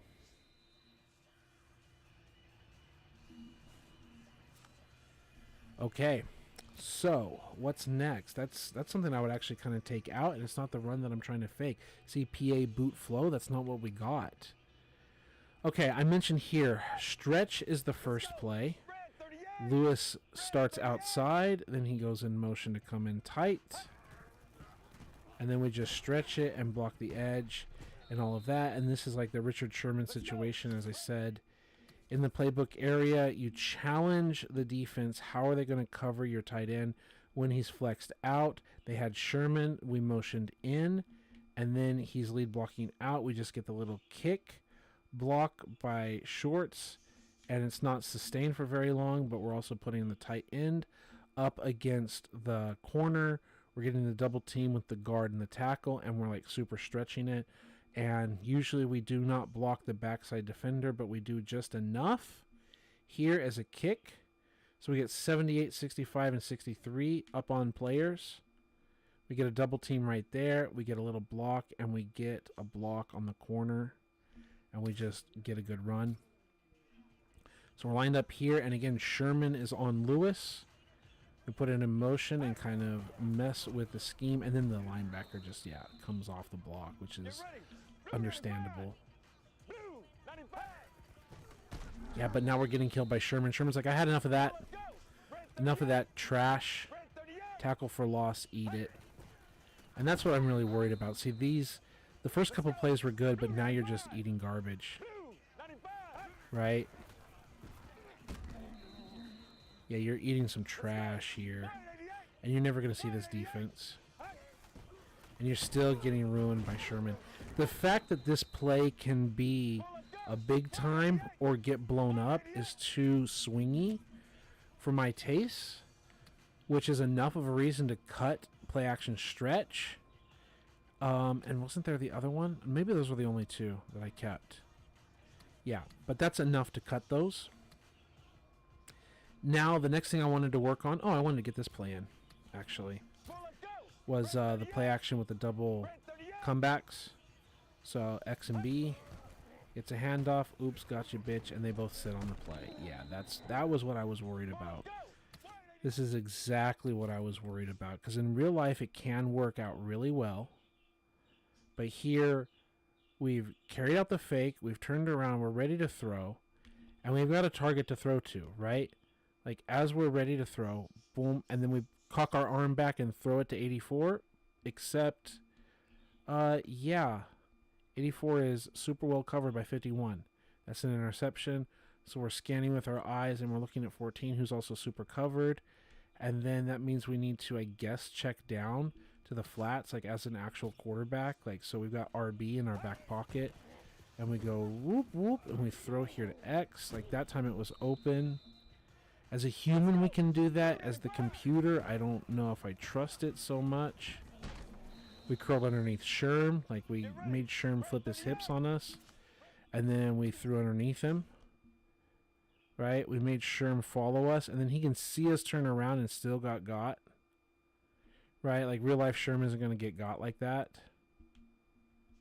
So that's one of the things that I'm concerned about.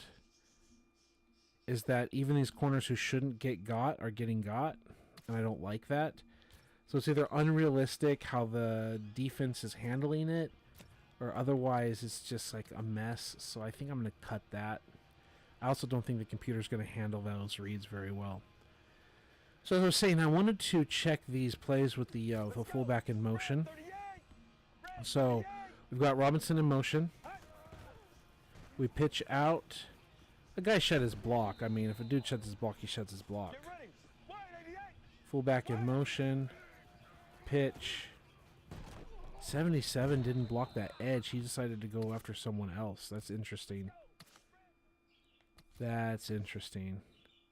77 gets out here, and instead of the first threat, he just straight up ignores it. He even has his face like, I should be blocking him. Like, oh, there he goes. Is it that speed issue again? Is it the awareness? But we didn't get it. And one more time. Just kind of a mess. I don't care if we got a bunch of yards here. It's kind of an ugly mess. Can we view the replay, please? I like how in the 2K games they let you just get to the replay. Yeah, 16 is getting blown up, but he gets to his spot. I don't expect 16 to be a lead blocking fullback. 77, it's all kind of this awkward mess of getting lost and getting confused and whatever. And then Forsett just going whoopity whoop, making things happen. And that move by Forsett was so hot. But yeah, probably cutting that too. What's up, Vic? Vic Vids, let's go, buddy. You gotta get these Browns videos out, man. I told you, I gave you the inspiration. You gotta keep doing these. No, I mean, you gotta work at your pace, man. I'm trying to put pressure on you. I'm just trying to hype you up, bro. Vic Vids is in the house. Let's go. So if I don't like this play for the run, we're probably not going to run these other plays, but we might as well just check them out while we do something here. And then we've got, like, obviously the hole in the zone to throw to. Denny has been so helpful here, Vic Vids. You should check the chat log with Denny. You should watch and catch up with some of Denny's ideas. He helped us get a lot better on our offensive line by adjusting our depth chart. And we came to what looks like a future conclusion. So instead of having Luke as our starting left tackle, we're going to actually most likely go with Bradford here. 2-year player instead of the rookie. So the veteran's going to start, and Luke is going to play right tackle instead. And we're going to keep the rest of the line as it is. But it had to do with speed and everything. You go check the video and see what we missed. But it looks like that might be a better position here. So, like, that play worked like it's supposed to, but if the core run doesn't work, then what are we doing, right? Because the run is, like, what you're, like, faking or you're making them respect. And then there's here weak flood. Okay, so we drop back, we look, and then the fullback gets open down the seam. No, he's not open. And I'm just kind of seeing if we can force it, because the idea was if we've got shoelaces here, if we've got Kyle Juszczyk, if we got whatever, they can potentially like fly out here and just get wide open sometimes. But that's like, it's not a check down, but it's something to be aware of as the play develops. We hit our back step and we're not really reading and trying to force that play. You're really looking here who I think is the primary receiver. We mentioned before, oh no, he's not, but still, we're going to try to throw to Blackman before he makes his cut back to the post, just to see how well that is. Let our drop back, and then we throw here, and yeah, he can go get it. So even though it's like a corner post, you can still hit your back foot and throw here. Boom, boom, boom, back foot.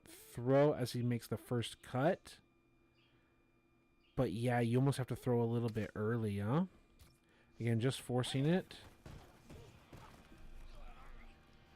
Because this way you're just throwing to the corner and you're not worried about the double move. And so you're not even calling a different play. You just know that you can... And see, we're throwing just that tad early. As he's lining up to make that cut and you see nothing but open green grass here, you can actually throw it, complete it, and just make stuff happen. So you're just threatening as a human versus the computer or another human. You're like, we can just complete this. Forget the double move. We can just get it out here. And then if you're overcommitted to stop that play, that's when he can double move you and burn you. That's the point. So that's that route. As we draw it back, and then we're just like, okay, cool. I wasn't even trying to force it there, but they're leaving it wide open, right? But the computer can't handle that. But this is a play I'm going to leave in my book anyway. We'll see how the computer can handle it. We draw it back, and then we're like, okay, it's whatever, and you buy time, and RB is just not getting open. I'm just trying to force it, but I'm also trying to see how well we can get open with the speed of this fullback, let alone like a traditional fullback, because it's shoelaces here. It's interesting, to say the least. It's interesting. I like it. I don't know. We might just keep it to keep it. We might keep spacing in the other play just to keep it. And forget the Texas pitch. Is there any way to keep the Texas pitch just to keep them honest with an actual run play? I don't think so. I think we just want that motion to turn into a route combination. Yeah, I do not like the way it's blocked up at all. Get ready. Spread 38. Yeah, I hate how it's blocked up. All right. So we got that. We're just looking at close right now, and then we got to go back to the playbook and cut things. So, little quick review for my own mindset. We're keeping all of those. We're keeping close halfback counter with Denny helped us. I like boot flow and close mesh was all working. The play action stretch and the stretch itself need to go. The pitch needs to go. The PA Jets curls needs to go. And then we wanted to look at Z deep and then the drag wheel. So let's look at Z deep. And let's see if it's the cluster that I'm afraid it is. Hands it off, and then we're ready to throw to a player, and he gets popped by Earl Thomas, so I can't blame him. But he does get open, and it's that route I mentioned before, the play action that double curls, except it's a better version, right? Like you can see, let's just go to regular play. You can see the art, how he's got that curl in, right? And we just mentioned a little bit earlier about how we want to get rid of that double curls. That's another reason why we're okay with the double curls. It's not exactly the same route, but it's functionally the same thing. And we've got something more going on here. Like we have other routes happening. So we're not just stuck with double curls that both get taken away by the same thing. And look at the breaks. Excuse me. See where they're set up. We've got a check down that's like biting the attention of this linebacker who's worried like that potentially we're just throwing it quick to the underneath. And Wagner might be trying to break on it as he's pulling back. And then right here, he's got that, like, I'm going to break on this halfback and take him out. And then he gets crossed up or whatever. So that's interesting. Shoelaces is getting out here on the flats, which you're totally happy with to have him in this package here. To get out there if he's ignored in the coverage or if he's beating man coverage. And you just, like, flat it and then wheel it up the sideline is solid. And then the other point is, as they cross up here, like you potentially, as this, how the safety is, have a potential touchdown shot here to 84. So you whip around and you identify a safety. I'm just going to get sacked here because I'm just going to take the hit and watch the routes develop. Get ready. But you have that potential, like, whoop, and then I'm going to throw it to, like, you just get the ball out of your hands, right? But the idea is you potentially have the blown coverage that you can find and just, like, take touchdown shots. If there's a blown coverage. Because here I just run the ball against this. But it's getting wide open. So, give me just one moment. Spread 38. Spread Hate to go on mute as I got the most viewers right now, but give me a second.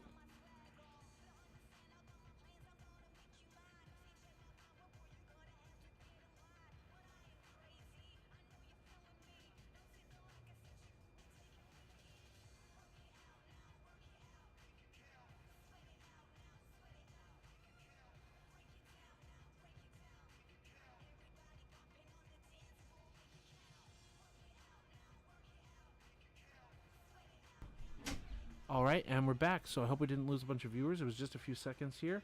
And then I see a comment here. Denny, I don't know when you left the comment, but I'm approaching it right now. It says, at least over the top, crosser pulls a safety to open that hook exactly. Double curls is just gambling on the defense. Yeah, play recognition, all that. Yeah, absolutely. So I like it. I don't love it. I think the computer struggles with it. It's a good play. We're moving forward here. And the last one is the close drag wheel. And the main thing that we saw is there was also like Texas drag where the fullback just went to the flats. And here the fullback can go to the flats / roll it up to the wheel. So that's one of the things we want to look at is how well RB goes to the flat. So he goes all the way to the pink cancer month thing because it's October. And this game knows the clock. So it knows to put breast cancer awareness on the field. I was just like sitting here like, okay, he really does attack the flat right before he wheels it up. He doesn't try to wheel it up from inside the top of the numbers or anything. So he really does threaten it. So that's nice. That's like just a better version. And then you've just got classic scissors, right? Scissors with a drag, and then you've got the flat check down and the flat wheel. So it's just a better play. And then we drop back and we can just throw it over the post and get a hospital ball against Cam Chancellor, just knocking you the fuck out like Fridays. You got knocked the fuck out! Like you're getting your guy killed versus throwing the actual correct pass, which is over here, and then not getting killed and actually going to the pylon. But yeah, the scissor route is really good for a reason, though I don't like when they run into each other. I don't know how much of that is awareness and speed of Mercedes Lewis being slower, and the other guy just running to the wrong spot at the wrong time.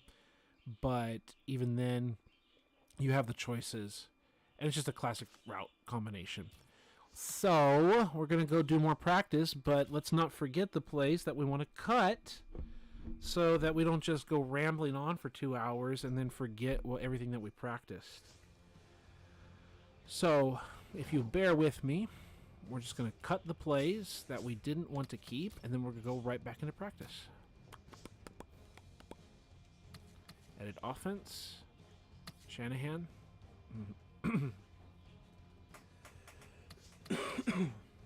My playbook. It's loading. Come on. I form. And then you've got close. And then, where is it? So we liked it. We liked it. Did we like it? Yeah, we kind of liked it. It was fine. The counter was fine. The boot flow was fine. The zone was fine. Fine. Stretch had to go. Play action stretch had to go. Weak flood, we kind of liked it. We liked it. We were fine with it. We were just doing that one. We didn't like it, so that's what I don't like is the fact that at least with spacing and weak flood, we've got a play that looks like the fullback is attacking the flats, and weak flood, then he rolls up. Right, so we have two different versions of the pass to keep people honest. The close mesh, the close Z deep, the close Jets curls. That's the one that was going to get cut. The close drag wheel.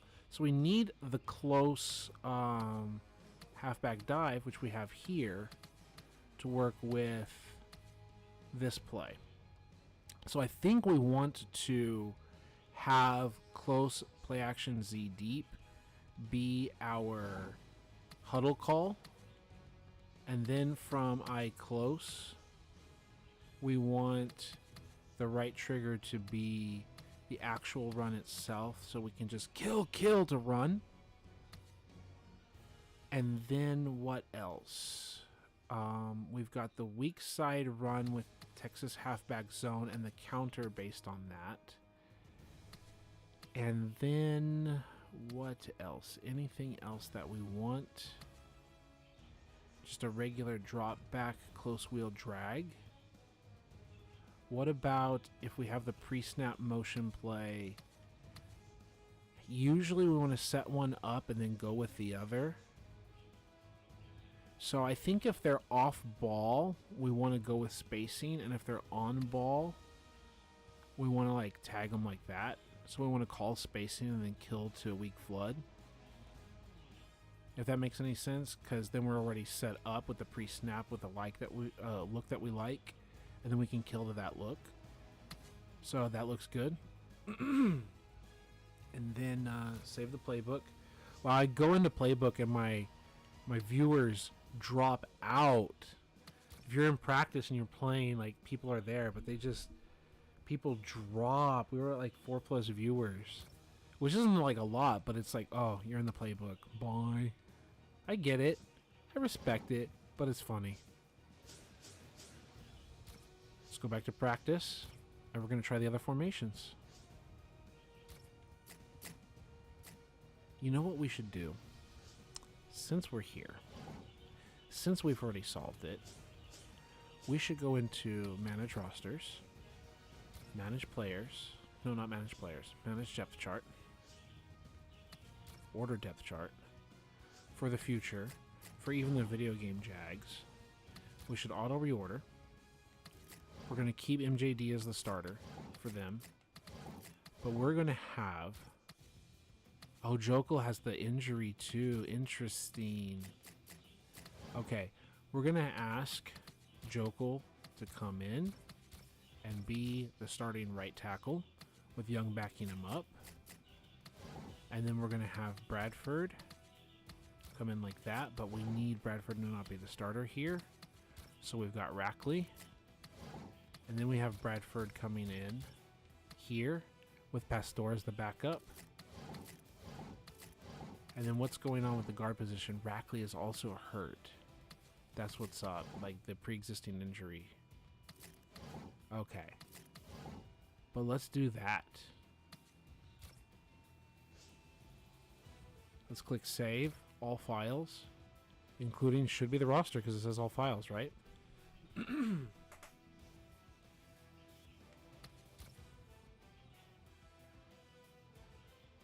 Denny says, never enough playbook videos. I hope so. I love this stuff. Sliders, no. You know what this might be, Denny? You know what might have happened too to help us out is because I messed with the quarterback user, like, what's the word I'm looking for? User settings. We might have ended up in like custom / like pro difficulty from all Madden. That might have made a difference too. Because I put this here. Let's hit don't save. Come on, don't save. It might have set us to custom. It did. It set us to custom, Denny. That's what happened, bro. Player skills. QB accuracy 20. We need to save this as our new slider. So we have slightly more accuracy, like a real-life quarterback could have. Then we've got to go back in. We've got to go to game options. We have to set it to all Madden. Then we have to load our player skills. So when you load the player sliders but have it set to all Madden, you get the all Madden like version of those sliders. And now you see it says all Madden. Now we can save. And that might have been why we had a little bit more ease. That might have been why the run game was easier too, since we adjusted that. But we'll find out. We're not going to go waste our time and redo the same thing all over again, but it's something to think about. I hit the B button because I'm always so tired of like the stupid options, so my natural instinct is just hit B to back out. Like, no, I don't want your stupid bullshit, Madden. Just let me call my game plan. But sometimes it's like, oh, what kind of practice did you want? Normal fucking practice. That's what I wanted. Okay, let's go to uniforms. How nice would it be if they had given us practice uniforms? I know they would do that in a later Madden game, but it would have been nice this early.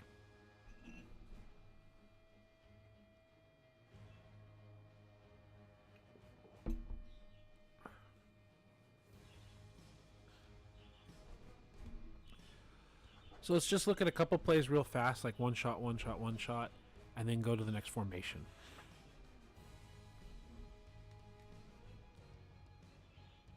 So one of the things that I'm just trying to say, maybe Denny's heard me say it, maybe others have heard me say it or not, but it's like I want the formation and I want the plays to bring something unique, something interesting, instead of we're just going to line up and run the exact same like 5 plays out of different looks, right? So we're doing close and play action, Z deep close, whatever. Right, turn it off, and then we're like here, and we want to intercepted. Awesome. I forgot to do this, which was game options, depth chart. I set everything else, but I wanted MJD out because we traded him and we're not using him. And this is the only thing I didn't want to force on the computer. So that we come in and we say, hey, with Z close, we want dual halfback. Play action, Texas clear. We snap it, and then let's go. That worked. One run. We set it up. Tight end corner. Oh, it's not the Y button. It's the RB, so I threw it late. Whatever. I think I'm kind of used to throwing a Y to the fullback out of like the other games. Let's go another one. Let's see if the alignment works that we practiced, right? Boom, boom. They kind of dumbed out a little bit, huh? They kind of dumbed out. It's not the only time. We're not going to waste time doing this many times. But 65 kind of dumbed out. We're in all Madden.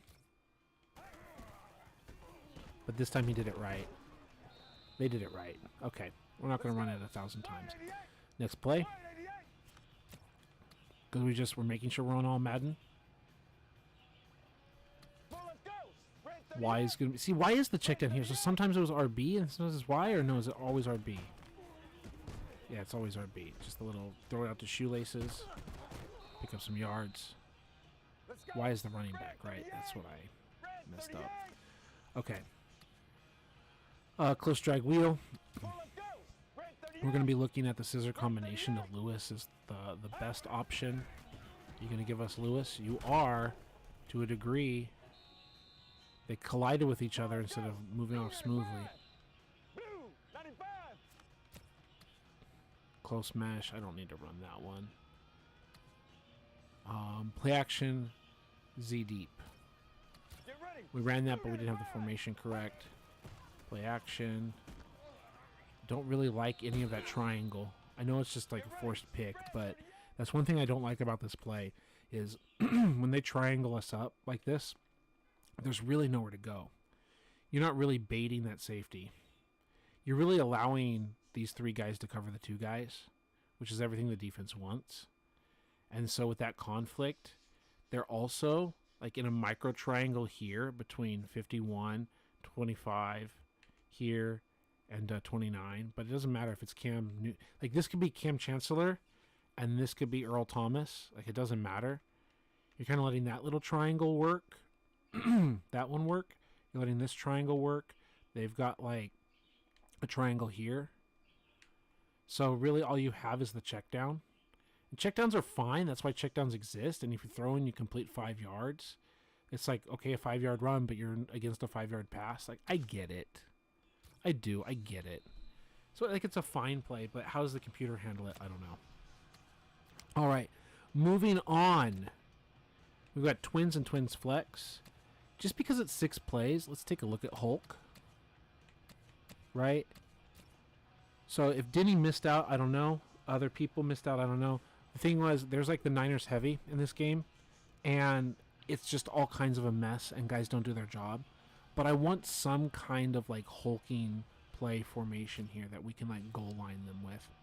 So if we start with a regular halfback power, and then we say by formation, and we say goal line, let's do this.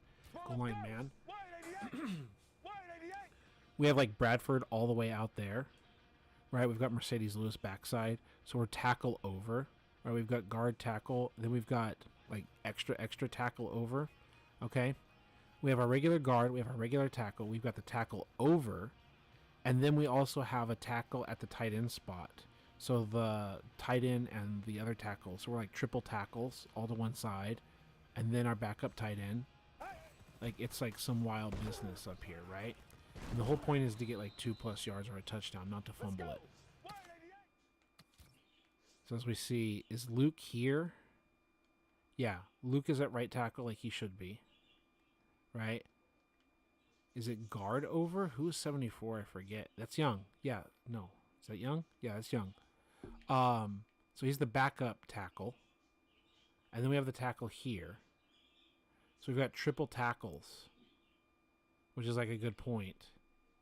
And we're double teaming at the center position. And we're just like leading through a hole. And we should really just follow through that hole. Let's see for a sec. Can you do it? You're kind of lost. Whatever. But it's not like a bunch of mistakes by the offensive line and the blockers. No, I don't want Hail Mary pass. Why are you going to Hail Mary pass, video game? So there's the power roll. The ISO should be self-explanatory. The counter weak. That's one of the things that we were working with before, right? Ask Madden. No. Formation, goal line man, respot ball, game options, no, practice options, respot ball, just hold the control up, and then respot the ball again.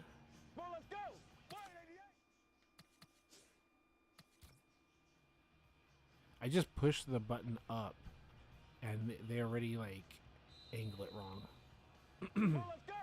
Okay. Now we're in the situation. Are we going to pull off the counter and the pull correctly? Kick out, and then we just got beat. Okay. Let's go. So what went wrong here? 89, 65, 63, all down block. And we've got 3 defenders to the left and only 2 guys to block them. That's what happened. We got 3 defenders with only 2 guys to block them. Are we going to fake to the weak side? And kick out like that, and it's just a mess. Get ready. Is there a look that we like where we would want to counter it? What do we say? Formation, I, Hulk, counter. If I hit random, at least they came out on a goal line here. Okay. So let's assume we know that we're going to have like the down blocks, like pre-snap. We're still going to have the 3 defender problem. Not entirely, but it's not good.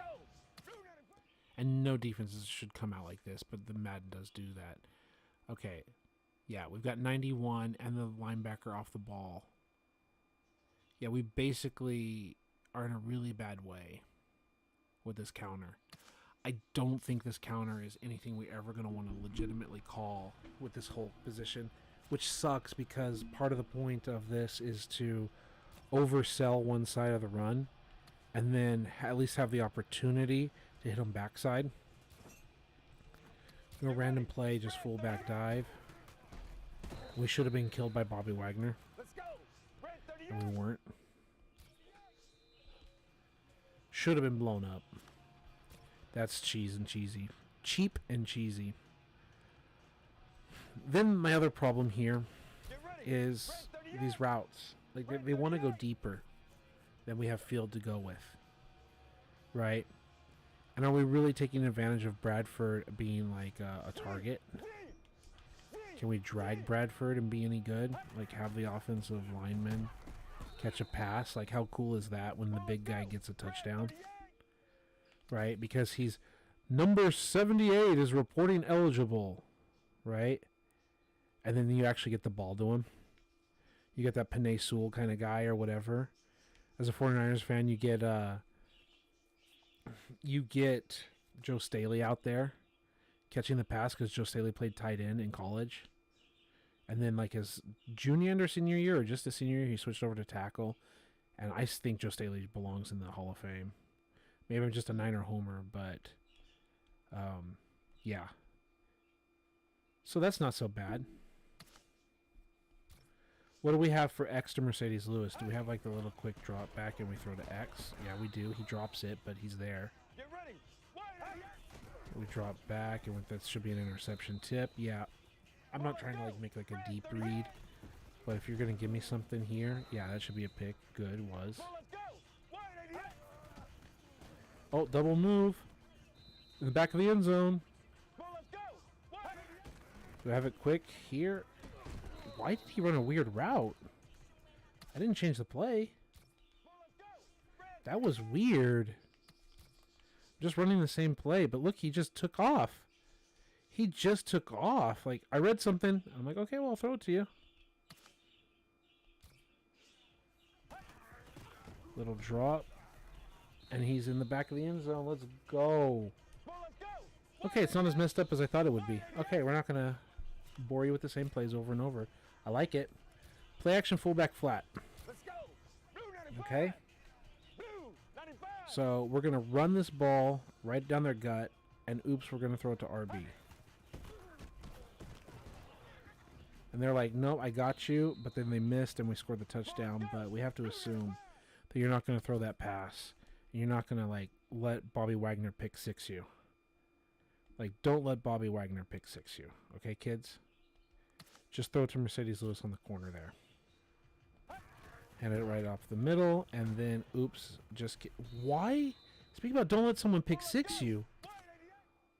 What was that? That's supposed to bend out to the corner. And then he just stopped and curled under? What the hell?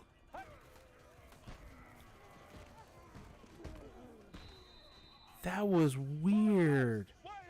He's messing up, look at him. He's going and then he's curling under. I understand him wanting to do this against zone and then catching it.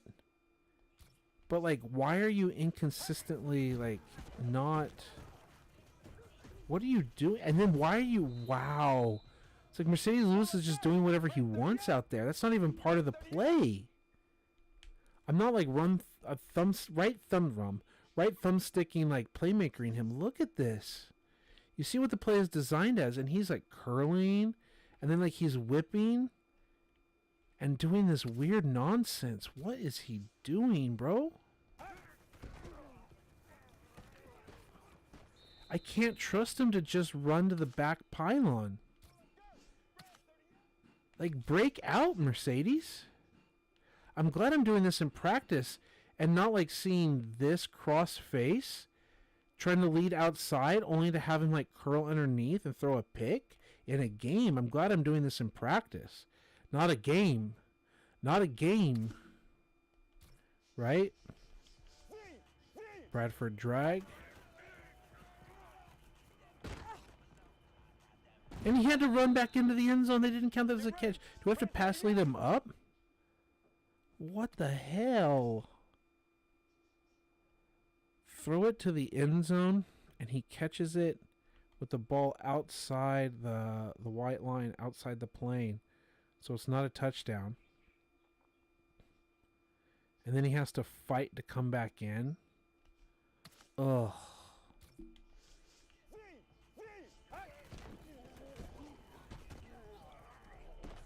Kick clocked.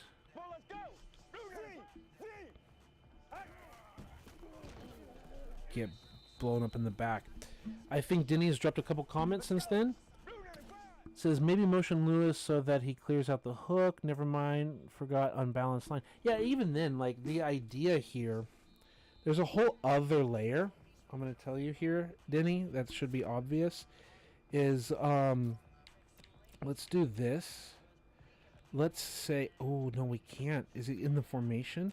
There's usually like a way where you can have the tackle be eligible, but then still line up at that left tackle position, the traditional position, and have Mercedes Lewis be that right tackle or whatever, so that it looks like it fools the defense, like, oh, 78's reported eligible, but then he lines up in his normal tackle position, and like it fucks with the defender's brains, and they get like lulled to sleep, like, oh, he's lining up in his normal tackle position like he always does. And even though they were told he's eligible, that's what coaches yell at you about. He's like, you knew he was eligible. They fucking said it on the PA, you know? And it's like, they get locked into the routine of a machine, like, oh yeah, he's left tackle, like whatever. And then they forget him and like let him get open. Backup quarterback, halfback sub, dual halfback flip, fullback, tight end flip, tight end left tackle, one flip. There you go. 3 tight ends, heavy. Heavy should be it as well because there's 78 again. So heavy and normal. So you've got heavy, and then you've got tight end left tackle, one flip. Right? That's one of the things we're looking for. Practice options. I just want to double check because I don't have their numbers memorized. We have chosen that we want Bradford 78 to be that position. Right? So we want that position. Then we want the play action. We want the random play. And there it is. Mercedes Lewis. I didn't have to manually make the adjustment. Mercedes Lewis is just lined up like a regular tight end, but he's not eligible. And Bradford is eligible. And then we do that, and we snap it, and then we start looking. And we're like, touchdown! Except he dropped it. And everyone loses their goddamn minds on the sideline. And it's like, what, you think he's going to shake you out of your shoes or whatever? Like, it's got to be a better play. Like, maybe this is why he's also curling against it. I don't know. But that's the play. You're just like, you're the defense and you're lined up and you're like, okay, yeah, bro's eligible. He's not just a normal left tackle you're rushing against. And then they leave him uncovered, you know? So it is a feature. And you can do that with tight end 1, left tackle 1 flip. We can do the tight end poco. Get ready. Spread 38. Drops back. Let's go. The toe tap lineman. Let's go. We adjust. We plant our feet. Boom. Like I thought we had a what do you call it? A screenshot, a thumbnail before. Let's go. Right? Back of the end zone, Cam Chancellor, Richard Sherman, toe tapping, offensive lineman. How's that for an angle? Let's go, buddy. But we also want the football being caught. Maybe we do it like that. Like the toe tap with the football in the screen. Let's go. How good of a shot is that? Okay. That's what's up. So I like it. You just have to, you have normal. You can go left thumb, right thumbstick to the left. Heavy. 3 tight ends. Tight end, left tackle, 1 flip. That's what you want. Right? And then we can have Mercedes Lewis be the drag and all that. And like we can do a few different things. Right? Because I don't want to just come out in that setup and then be like, oh yeah, you can't go in motion though, right? Can't he just be an end of the line? I don't know. But yeah, because of the heavy, the tackle over. Yeah. That's what's up though. Okay. So let's keep all that. Let's respot the ball. Practice options. No. Respot the ball, right? Apparently I've got to go to choose new play. Now I can do that? Apparently not. I have to call the play to respot the ball. Okay, fine. Cool. We're going to look at twins. And in twins, we've got the regular post wheel. And we have to assign a random defensive play. Yeah, whatever. Just let me call a play. Let's go. Random play. Let me respot the ball. Respot ball. And then we're going to readjust, so we're about on the 30. Get ready. Spread 38. Practice options. Respot. Ball in the 30. And let's do right hash mark, because we got twins. Get ready. Okay. And then from there, now we go to by formation, I formation, twins. So we've got the receivers to the field, tight end and everything to the boundary. We've got post wheel, random play, and it should just be a classic run and shoot route combination that everyone knows post wheel. We've got a drag underneath it. Like, you just drop back and you make your reads and you can throw underneath and you can get 4 to 5 yards on that play, plus you've got the post wheel read. It's self-explanatory. Let's see how the computer can handle it in a regular game. Raider sail should be obvious. We've just got ourselves another scissor route combination. Sometimes I think they call it fork. And then we have the Y shake. And we've also got the underneath swing out to the Y button. So we drop back. And apparently it's not going to let us throw the corner route to Mercedes Lewis early when we hit our drop back. Yeah, he's not even faking, truly faking. Like, he's doing this kind of, you know, dance moves. Mercedes Lewis, the break dancer here. Right? Like, that's a pose. But he's not actually going to look for the football. So it's not really a threat there. You're just going to drop back. And he just tries to whip quickly over the middle. As you drop back and read something. I don't care about getting sacked. It's just that's the point. So it's boring. The fact that I can't throw the other shot. Alright, and then Denny says, maybe motion the hook to the left? Are you talking about a previous play? Or are you talking about Raider sail at this point? Because in Raider sail... Yeah, what hook were you talking about, Denny?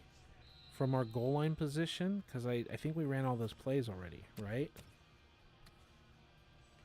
Like, I didn't want... Like, did you mean like play action fullback flat hook? Which hook did you mean? Because we're in twins, and sail doesn't have a hook. Nothing has a hook here, so I'm confused, bro.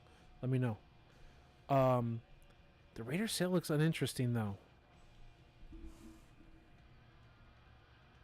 Yeah, no, don't worry about Denny, is because I have, like, a delay. Like, what I see, what I'm doing live right now, between the combination of my internet and just the fact that YouTube Live always likes to have, like, a delay so that you can moderate posts, and if there's an error or whatever, like, they have, like, a natural delay.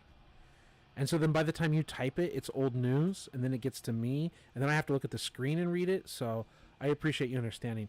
So we've seen Raider sail, but Charger sail is more interesting. Charger sail, like, this is what we would consider a touchdown shot. We're trying to get Blackman to the front or back pylon on a touchdown here on the 30-yard line. Like, between the 20s, right? I'm sure Denny knows this, but also for my audience in general. You want your offense to go from 20 to 20, right? Usually it's like, oh, the touchback, the 20-yard line, and now we've got this, like, 25 or 30 and all this other crap with, like, the kickoff rules and all that, which I think is, like, it's not ruining football, but come on, just 20 to 20, bro. Just make a touchback. Come on. I mean, like, the 30 or 35, it might as well be, like, the kick the ball out of bounds thing, whatever. Like, what are you doing? Anyway, from 20 to 20, you've got lots of football field. You can move, but even Bill Belichick says, like, I don't care how many yards they get between the 20s. I care about how many points we defend against, right? And Steve Young said each time you line up for a field goal, you're one step closer to losing. Because it's that idea of, like, trading field goals for touchdowns, right? You can't trade touchdowns and field goals. Like, you score 2 field goals, they score a touchdown, and you lose by a point. So you've got to get, like, 3 field goals to every touchdown they get so that you have a 2-point advantage on them. So every time you line up for a field goal, like, you're one step closer to losing. And as Belichick said, you know, like, he's happy to just let you kick 5 field goals in the game, you know, as long as you didn't get in the end zone. right? Because if you need 3 field goals to outscore a touchdown, then if he lets you kick 5 field goals, we only need 2 touchdowns. We just need 2 successful drives in a 60-minute ball game, and we're gonna win. We're gonna win 14. 3, 6, 9, 12, 15. So we have an opportunity to go for 2, right? Like, we have an opportunity to tie this game, go to overtime, whatever. Like, you get the idea, right? So you get the point. So I'm getting back here and I'm saying, this is, you're marching down, you're running the football. Again, Denny probably knows all this, but the point is, also with running the football, it's play action. So you're supposed to be like getting them to respect you. And the way these routes bend is we want to hit X. So I'm going to force passes to X here, but B is the red receiver. He's the one that is like air quote the primary. And the main purpose of that is that X should be drawing off the coverage, but also X, the way he bends and the way he fucks with the corner and everything, like the cornerback, is the way he can hit either pylon, is what's nasty. Running the ball, actually we're not. And then we do this, and we score from the 30-yard line, or we're on the goal line by inches, right? It's not just a video game, it's also something they do in real life. It's like, boom, he's going to like break or make a move. Now, in the video game versus real life, they don't do this in real life. But he just looks like a clown out there. Like, he shouldn't be doing that. And yeah, you're just shy of the end zone. You're not going to see this goal line here. But again, you've got that outside leverage, and now you're like 7 yards away. Let's go. Blue 95. Blue 95. A normal look. Oops, gotcha, bitch. We got hit as we threw. We were throwing to X. But it was another good route. And then we're never going to see this defense against this front. You can just see, even like with the air quote man coverage, like look at that separation. And we're trying to throw to this like flag. You know? I'm just intentionally not throwing it because they're like all separated back there. Get ready. Red 38. Come on, can you give me a real defense? Yeah, the walk-in touchdown. I want a real defense to practice against. There you go. Too high defense. Like, we'll just run the ball on you. We'll run the ball on you. And obviously I told you I'm forcing to X right now. Again, we'll just run the ball on you. But so often we can just hit that route. And sometimes it can be touchdown city. Right? So I'm not going to bore you with that play anymore. We've already done it enough times. But that's a classic play of Sale. But I don't like the Raider Sale version. So we're going to cut that. Y Cop. So this is very similar to what we talked about earlier with the Raider Sale. Is I want to be able to hit the corner with the tight end. Is he going to fake it, or is he going to be a legitimate target? We're going to drop back. Threw it too early.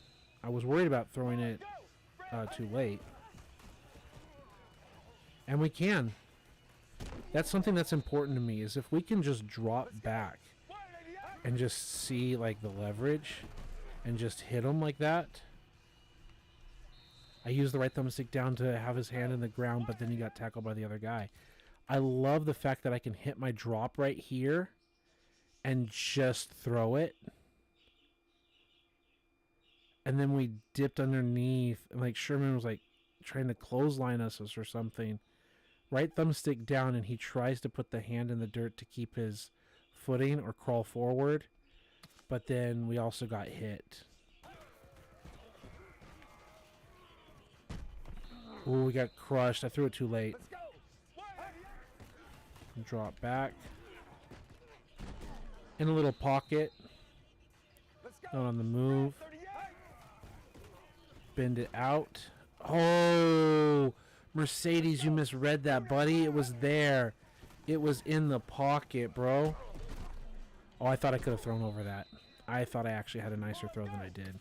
That's on me. That's on me. I really thought with this double move we were going to hit this pocket like right in here. And we kind of did, but into an interception. I really thought there was going to be like whatever, like this, like breaking and like throwing. That's on me. I mean, obviously Forsett is open and all that, but I'm just working the tight end. It's the whole thing I'm working right now. That's it. Because I know everything else. Like there's a smash, there's a check down to the flat, whatever. But the point of this, can you throw it to A like early? Can you do whatever? If you like a matchup that you look like, you can just be like, oh, I'm going to throw here. I'm going to throw to whatever. You're just dropping back, reading the safeties. You're reading the leverage. And you're just like, I'm going to throw underneath to you. Like, you're just going to give it to me? The fact that we can, yeah, okay, I like this. They're trying to respect our run from our running formation, and we're dropping back, and then we see that we can just throw underneath the A. This is exactly the kind of play we want to see. This is exactly the defense we want to see. This is exactly the throw we want to make. You're respecting the fact that we've got a fullback, a tight end, we've got the edge. You're stacking up. You know, you're like, hey, Cam Chancellor's in the box. Like, you're respecting the fact that I can run this ball at you. And then you've got to peel back into coverage. And he's not even looking at it. He's looking at Wagner, right? He's like, Bobby, you don't even know. Whoop. And he knows, because of all the time we've been practicing together, he knows to trust this coverage as the tight end coming off the line with this look, looking at Bobby, whipping around, and he knows the ball is coming because we practice this and we work on it, and we're using our body as a shield to catch this football, to not have an interception or whatever. And then anything else we do, we could have even tried to throw in a stiff arm, but to pick it up. That's what's up, baby. Because here we're just going to run the ball, right? They're going to stack the box light like that. We're just going to run the ball right down your throat for 4 or 5 yards. We're just going to move on to the next play, right? But that's what we want that play for, that exact situation. So I love the fact that Wycop is working. Here's play action, Raider corner. So it's just the spider 2Y banana. And again, we can, if we know we want a spider 2Y banana, whatever, we can do dual halfback swap. No. Jumbo backfield. No. Dual halfback. Oh, yeah, there's a lot of plays in this book. Okay. Raider corner. Get ready. Right. We drop back. Oh, it's actually a this. Oh, interesting. Interesting breakup. Let's go. Blue 95. Okay, because this is a pre-snap look that we want. We're going to run the ball on you. Oh, yep, we're running the ball on you. And now we're ready to throw here. So we have the tight end. He's outside of this player. He's lower than this player. Like, we definitely have, like, a break towards the sidelines. Like, that is something. We also have this, like, not open. Like, they can break on this route. But it's an outside break. So you can, like, set your foot, open your hips, and throw that ball literally towards these little markers. You throw it to that number 10 right there. You're not throwing it here to the 10-yard line. But if you angle it towards, like, as a quarterback, if you physically open up your hips, boom, and you throw it to that number 10, like, pylon, imagine this this line that we're drawing here, right? This intersection point. Let me get the circle out here. If you're throwing to that number 10, like that ball, and that intersection point with the wide receiver is right here. Does that make sense to you? Like, as a coach, what you're training up is you're just like, you whip around, and at this point, like, boom, boom, boom, boom, boom, open your hip to the left, and literally from where you're standing, you're just like, ball is flying in the air, and the wide receiver comes and intercepts that ball at its merging point. I hope that makes sense. That's a coaching point. You're like, how do you know where to throw the football or whatever? Like, you can literally see the pylon, and you just throw it at the pylon. At not the front pylon, but that 10-yard marker pylon, you know. But that's also the benefit of these flags and everything, is you literally have a visual marker on the field at times. You're like, I'm just throwing to that physical spot, and then let the receiver get there. I hope that makes sense. So that's the thing. If we get a look that we like that does that, and then there it is. Ooh, and if he can break out of that. How well did Henny actually do what I just said to do? He waited. And look at the path of the ball. If we line it up, look where it's being thrown to. But it's a little late, because we should be outstretched running towards it. It's a little late. He has to kind of slow down for it. But we're throwing exactly to that number 10 pylon. Right? Let's go. I love football so goddamn much. So it's a good one. And it works with our spacing. And also, instead of in the play action charger sail, it's like very similar idea, but who we're taking off over the top and everything. But then we've got like the drag, and we've got the other options, and we've got the underneath, we've got the high-low with the tight end and the fullback and all that blah blah blah business. Fullback weak blast is fine. Play action, fullback screen. Does it work correctly? We're handing the ball off weak. Oops, got you, bitch. No one's blocking for us, and we're dead. That's why I say, does it work? Because I think the answer is a no. And then we also risk illegal men downfield, which the video game doesn't do. Oh, okay, actually, they're not even a full yard. Well, okay, the other guy is. The guard is. But yeah, if we've got two guys out here, there's no pass interference by an offensive lineman. Linemen can't have pass interference, right? Maybe they can, and I'm dumb. Like, oh, I guess the play is kind of okay if no one covers him. But even then, we had two blockers out there, and what was that? Like, play action, oop, got you, bitch. We're going to throw right here. We've got two blockers, two defenders. Knock these boys out. Knock these boys out. Give us a clear path to the end zone because you blow these guys up, pancake them on their butts, and let shoelaces run uncontested to the end zone here. All right, boys, let's run it to the weak side. Oops, gotcha, bitch. And credit to Earl Thomas. Earl Thomas made a play. Is every safety going to make that play? I don't know. But still, like, we're in the open field. We got block. And then Earl Thomas just outruns, like, the crosser. That's literally the running back crossing to potentially get that block. But Earl Thomas reading it and not letting it be a house call. Right? And Earl Thomas being so fast, that was pretty hot shit. All right, Denny, what's up? Thank you. So you got to go. I'll be back for the replay later. Love the content. Hey, I appreciate it, man. And drop more comments on the playback so I can see what else you're talking about. Maybe timestamp me and hit me up. Appreciate you being here. It's good times, baby. It's just too much of a risk reward. Like, you're never gonna see that defense. Come on. All right, boys. Seems like a good time to run like a little weak side run here. So it's called play action fullback flat. Yeah, let's run it to the weak. Oops. I don't like the blocking. I like a lot about it, but I don't like the blocking. You know, like, defense is lined up 3 to the weak side, like over the center. You have 4 defenders to the right of center, 3 defenders to the left of center. Let's just run it weak.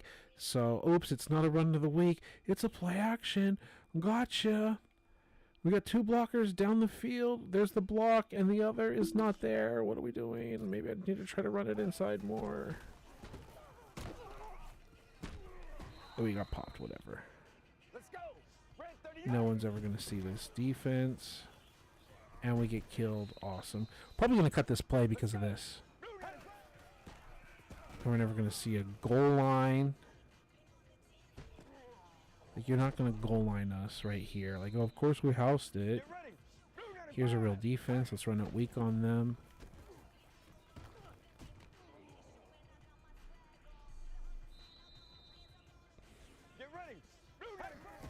Let's run it weak on them. That's the first blocking setup we like.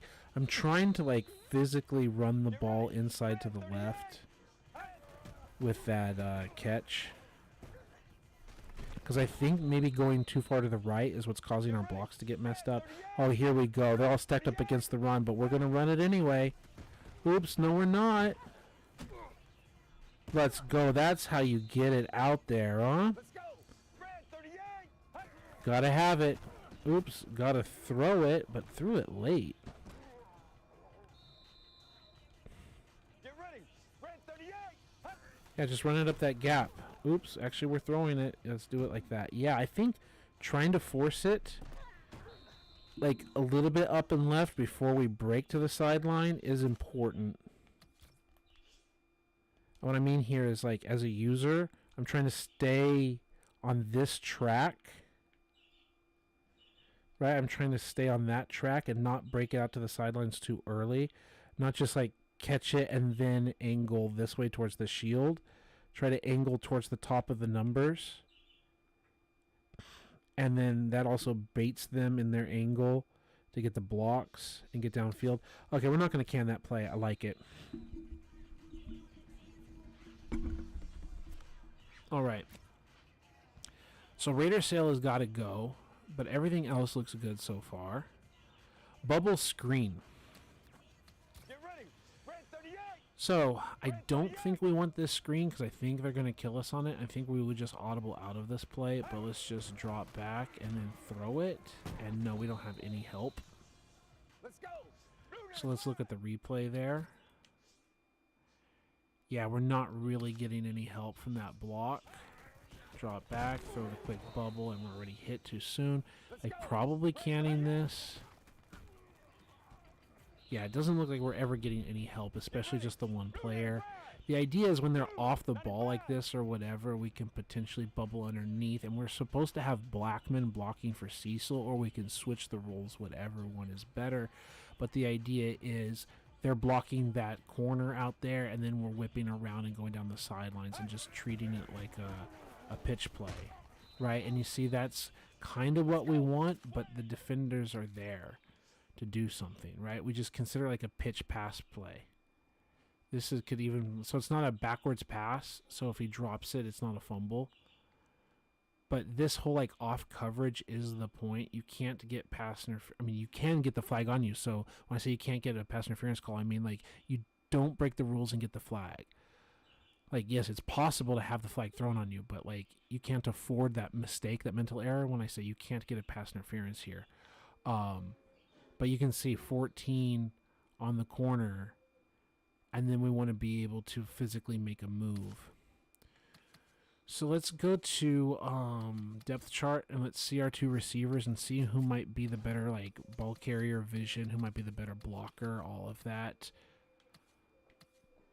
Blackman has the higher ball carrier vision, so it's more likely that we want him to be the starter, but we could also just do wide receiver flip in that formation. And the other thing is the run blocking. So let's go like impact block and everything like that.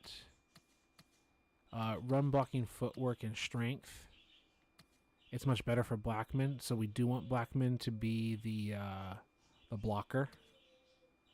Yeah, he's got the 62 strength and the 52 footwork and the 58 impact block. So we want to keep that. We want Blackman as that blocker for Cecil. Because of the two, that's what we want. Get ready. Red 38. Maybe this is a look that we want. Single high like this. Flip it out. Get the block there. Like, that's an idea. We drop back, and we're just like, hey, the better blocker is out in front of me, and he does a decent job, and then you need to make this guy miss, so maybe we throw like a juke at him. Like, I don't know, and then we just get clobbered. So in the end, it's still not the best play, even when we get exactly what we want. Right? They're in zone, they're backing off. We've got our blocker, we've got leverage, we've got all that. One-on-one, make a move, make a guy miss. We can't make him miss, whatever. And we're just not getting yards. And we bubble underneath it. Like, we get everything we want, and it's still not a good play. That's a problem. So I like screens, but not all screens are created equal. Some screens are more equal than others. Please tell me you got that reference. It's such the easiest, most basic reference, so everyone should. So we'll cut that. Play action boot. Let's see how well they handle breaking through the offensive line. 16 does break through the offensive line, but then you have, like, you kind of have a block here, but also you just have, like, two guys running the same part of the field. Like, Shoelaces escapes through the line well enough, but now I've got Shorts and Shoelaces at the same part of the field. Like, what's the conflict? So I don't like it. Raider Sail gotta go. Bubble Screen gotta go. This play action boot version has gotta go. We haven't done Weak Flood. Well, let's go. Red 38. Hey. We draw it back. We look who's open.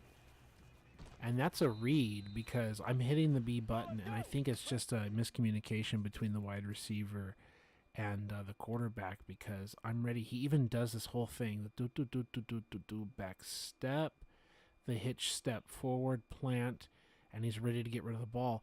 And I'm ready to throw the out. Like, I'm reading, me as a human, I'm reading this bend it to the left away from Sherman and hit the out. The receiver reads it the same as I do, and the quarterback throws it like a go. So, I don't know what's up there. Draw it back, just check it down as he's in motion and just pick up some yards. Let's go. Red 30. He's actually calling for that deep shot. I'm just trying to see what routes he wants to read as the red player. Dropping back, looking, it's kind of just check down city. A run for 4 yards, but it's called a pass. Oftentimes, this route isn't even getting open by the time we're ready to throw.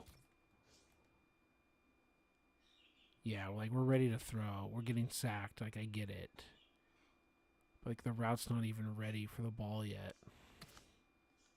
I think I'm going to close it out for that. Not the video, just the play. What's next? Cross in. I think we're going to have the same problem with cross in as our other boot play. Weak side run. No, we don't have the same problem. That's good.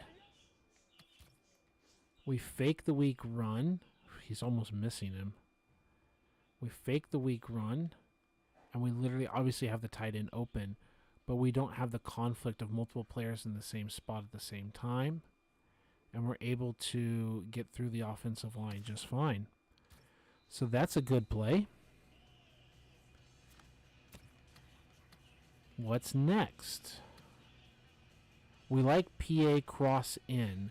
We do not like PA boot. X-Clown. We've talked about this over and over. We talked about it with the tight end with Lewis. Let's take a look at it with Blackman. Can we drop back?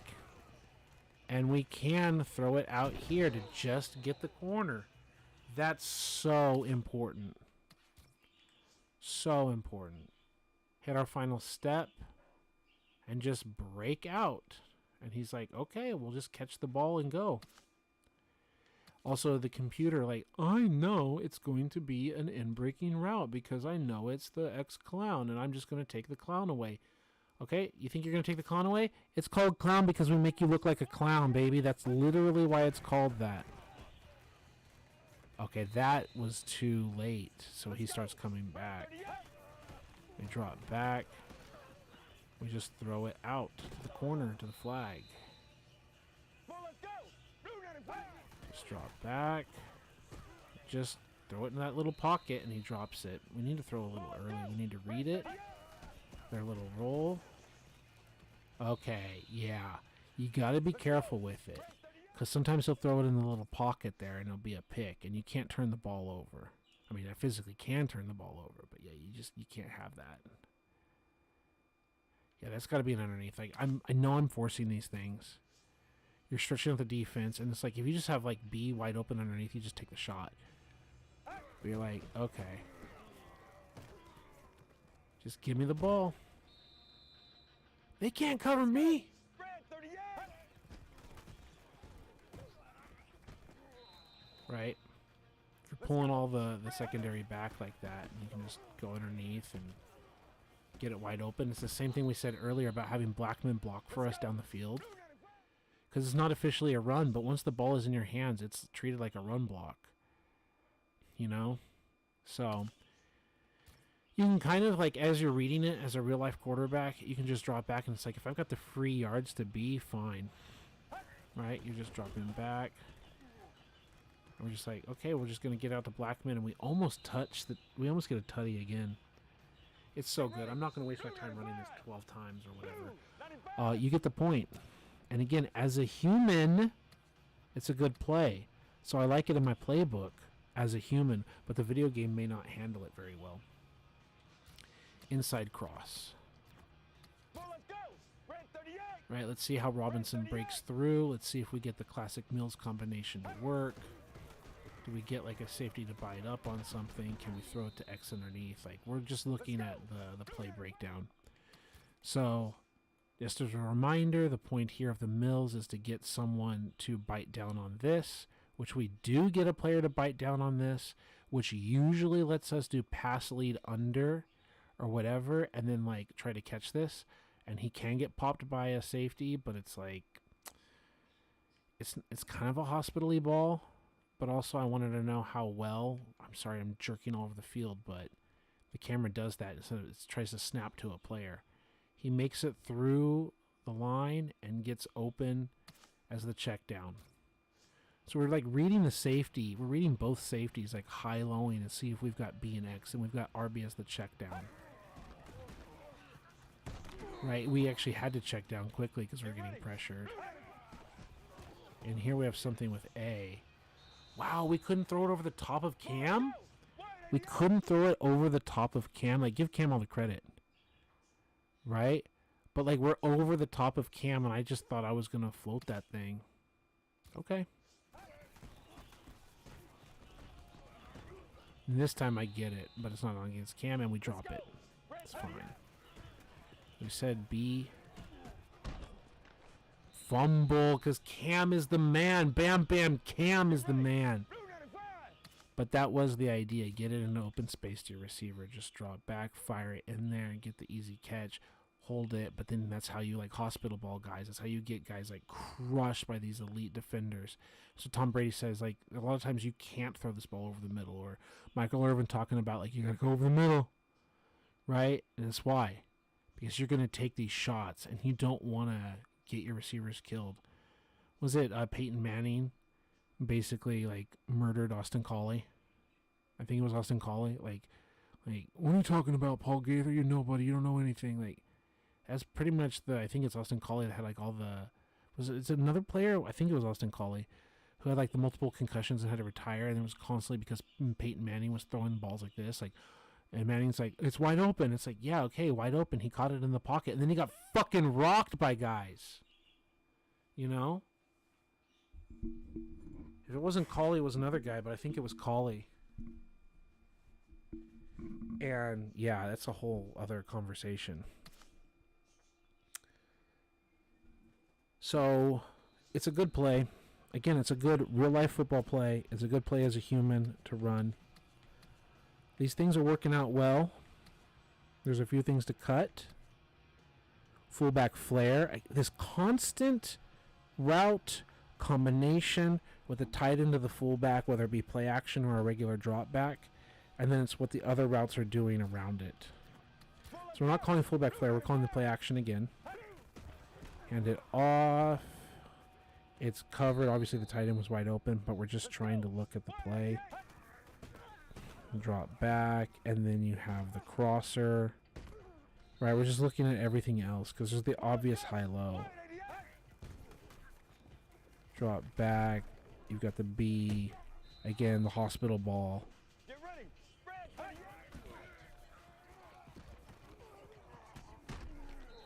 Get killed. He covered two guys at once. play action, drop back, and he knows. He's eyes on the quarterback. He's a film study guy. He knows the route combination they like, and he just books it to the tight end and drills him, and he's just like earning his gold jacket. Like, Wagner should be a Hall of Famer as far as I understand. Bro just played it. I'm covering the flats, and I know this is the route that you like, the combination. I know you're not going to throw to my guy. So I know as your arm is like cocking back, I need to get out of there. I run it down and just whap. Come on, Retro Rewind Sports. If you're watching as a Seahawks fan, you got to love a lot of the things that you see out of this defense, bro. You got to love it. I hope Vic's Vids is still here and enjoying it. Whether you're still here or not, or just drop by to say hi, Vic. We always appreciate having you all around. Everyone and anyone who's here, lurking or otherwise. If Alter is here, anyone, like, let's go. But it's interesting. Now we'll look at fullback flare. Let's go. Spread 38. Spread 38. We're kind of trying to high-low with B and X coming across the formation, and then we obviously know the high-low, so we've got like double high-lows. Pull off the coverage here, but that's the thing I don't like, is that when they have the cover 3 or the cover 1, they have like both the high and the low covered, right? Like they've got these two guys on him. They've got bracket kind of coverage, man coverage running it for you. Like there's just nothing there. At most, you're just trying to win this route. I don't think this play has a chance. I don't think you're creating any conflict or anything out there. So we still have some more plays to cut, which is good. We haven't done the counter. This play action fullback flip, I don't like the fact that it's not the rollout. Play action tight end leak might be a little bit better.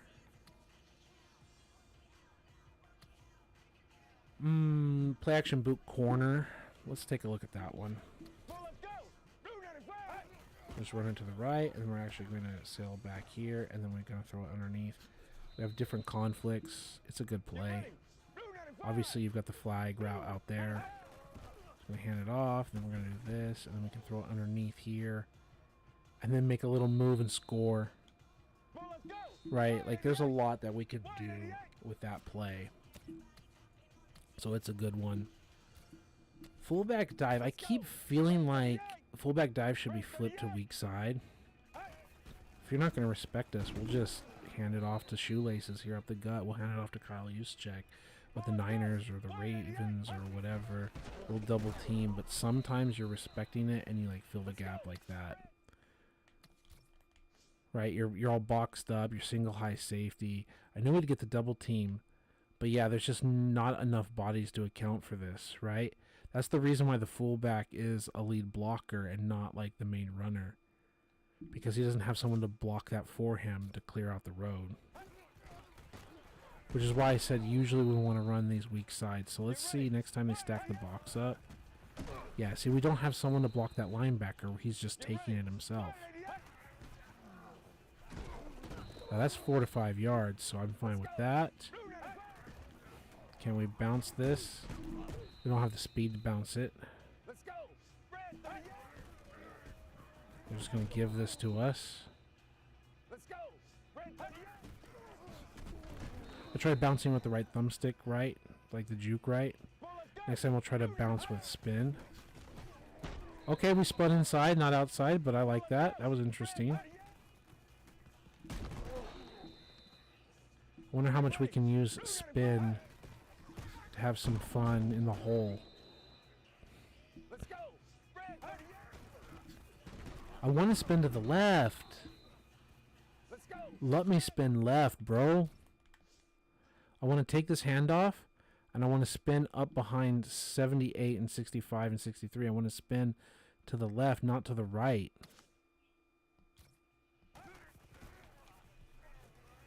Oh, let me manually go that way. I can manually do it, but I'm trying to hit the B button. There I was able to spin left. I'm just trying to force it to the left right now. Not a specific play. Let's spin to the right. Almost got out of there.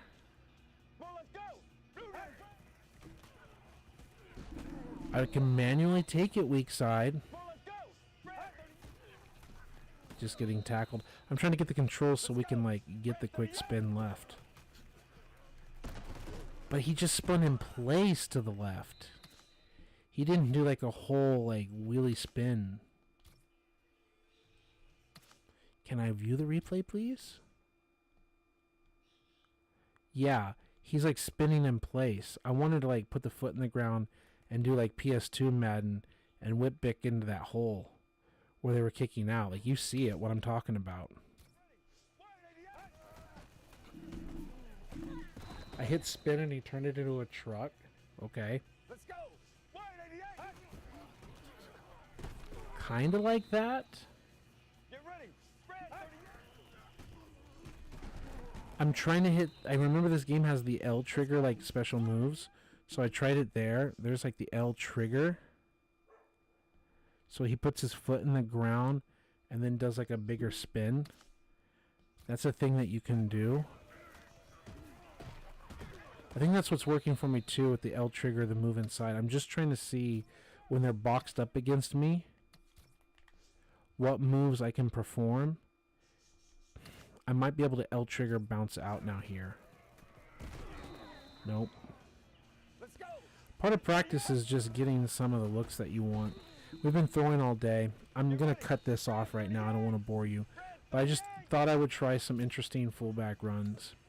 Sometimes they work, sometimes they don't. It's nice to balance between just throwing, routes, and actually get some box work done running the football.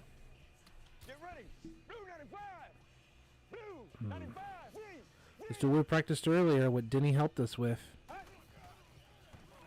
We got that kick out. Let's go, let's go. He's like fumbling, bumbling, stumbling.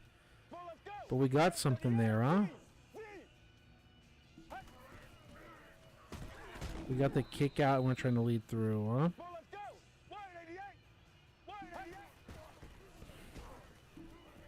Okay, that was a mess for the defense and the offense.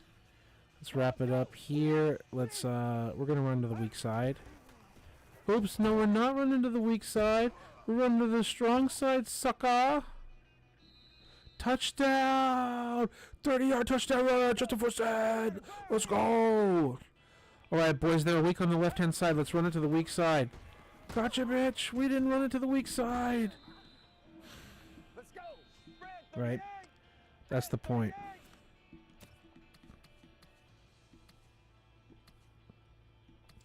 Counter weak. Okay. Fullback fake, halfback flip.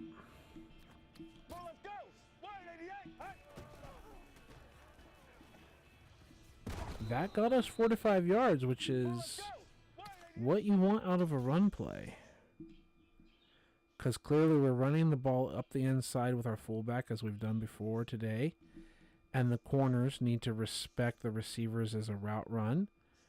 And then 78 blocks, and the linebackers eat up the fullback run, and we pitch it out there, and we get hit. Let's just run it to the fullback up the gut here. And oops, actually it's a flip out. So far it's working. Let's go. Let's just fullback dive it and then flip it out here.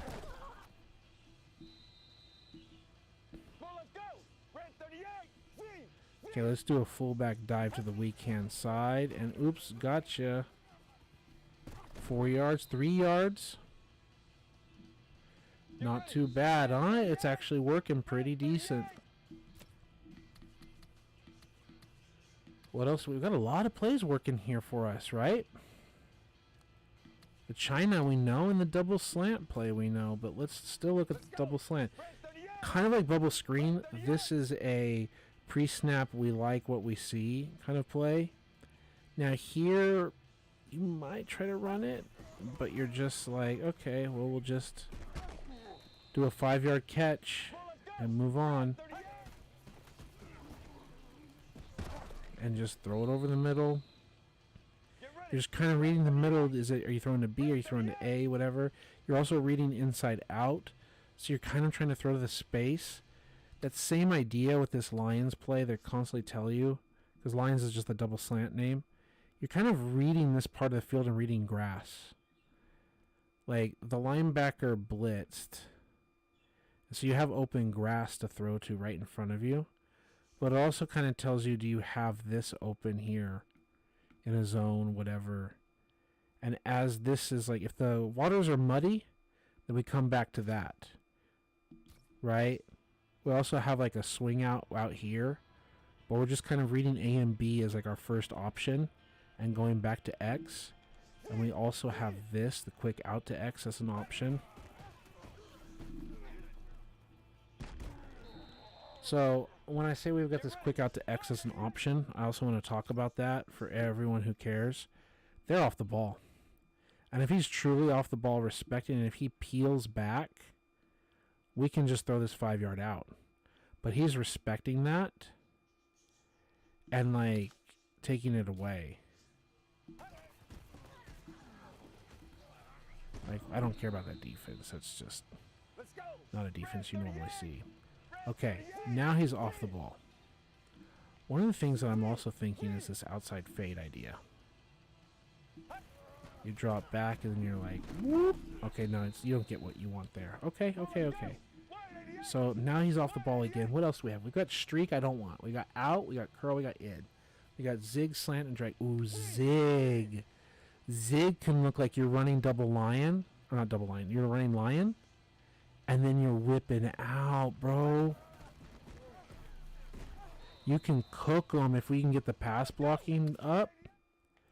That looked like that was ready to cook them. Especially if you regularly run lion. Then he's literally running it like lion, like the actual play. And 20 is ready to do something. And just like the Patriots in the Super Bowl with Julian Edelman against Seattle, you're throwing this wide open. He got cooked. Let's zig this thing. Doesn't mean we're like auto throwing it. Drop back. Like, we can just throw that. We don't need to throw it to the zig. But what if we just make sure that we have that as a choice? See, that's a pick. I was just thinking, you know, zig. What if we force it? No, we can't force it. We can't force it, or we can't force that. Like, we're dropping back. They're all over that. They're zoning it up. They've got it. We had to force that. We just ran for a few yards. We just scrambled. Having a quarterback with mobility is important in the NFL and in every league. He's the guy with the ball in his hands. In the end, it's just football is just like the ball is snapped, the ball is live. Like, you just got to get the ball in the end zone one way or the other. There's nothing cheesy or bad about running with a quarterback. It's just quarterback is supposed to be the guy who can get the ball down the field accurately all the time. But it's like, what's the difference with a running back, a wide receiver, anyone? It's just you have the football in your hand, and you needed to get it downfield, right? And if you can just run and pick up 3 or 4 yards, but the thing is, you don't want to get that guy hurt. You don't want 300-pound linemen like landing on this guy and throwing their head to the turf and everything, especially these multi-million-dollar quarterbacks. So that's why they generally want to slide or whatever when they're in danger. But it's interesting.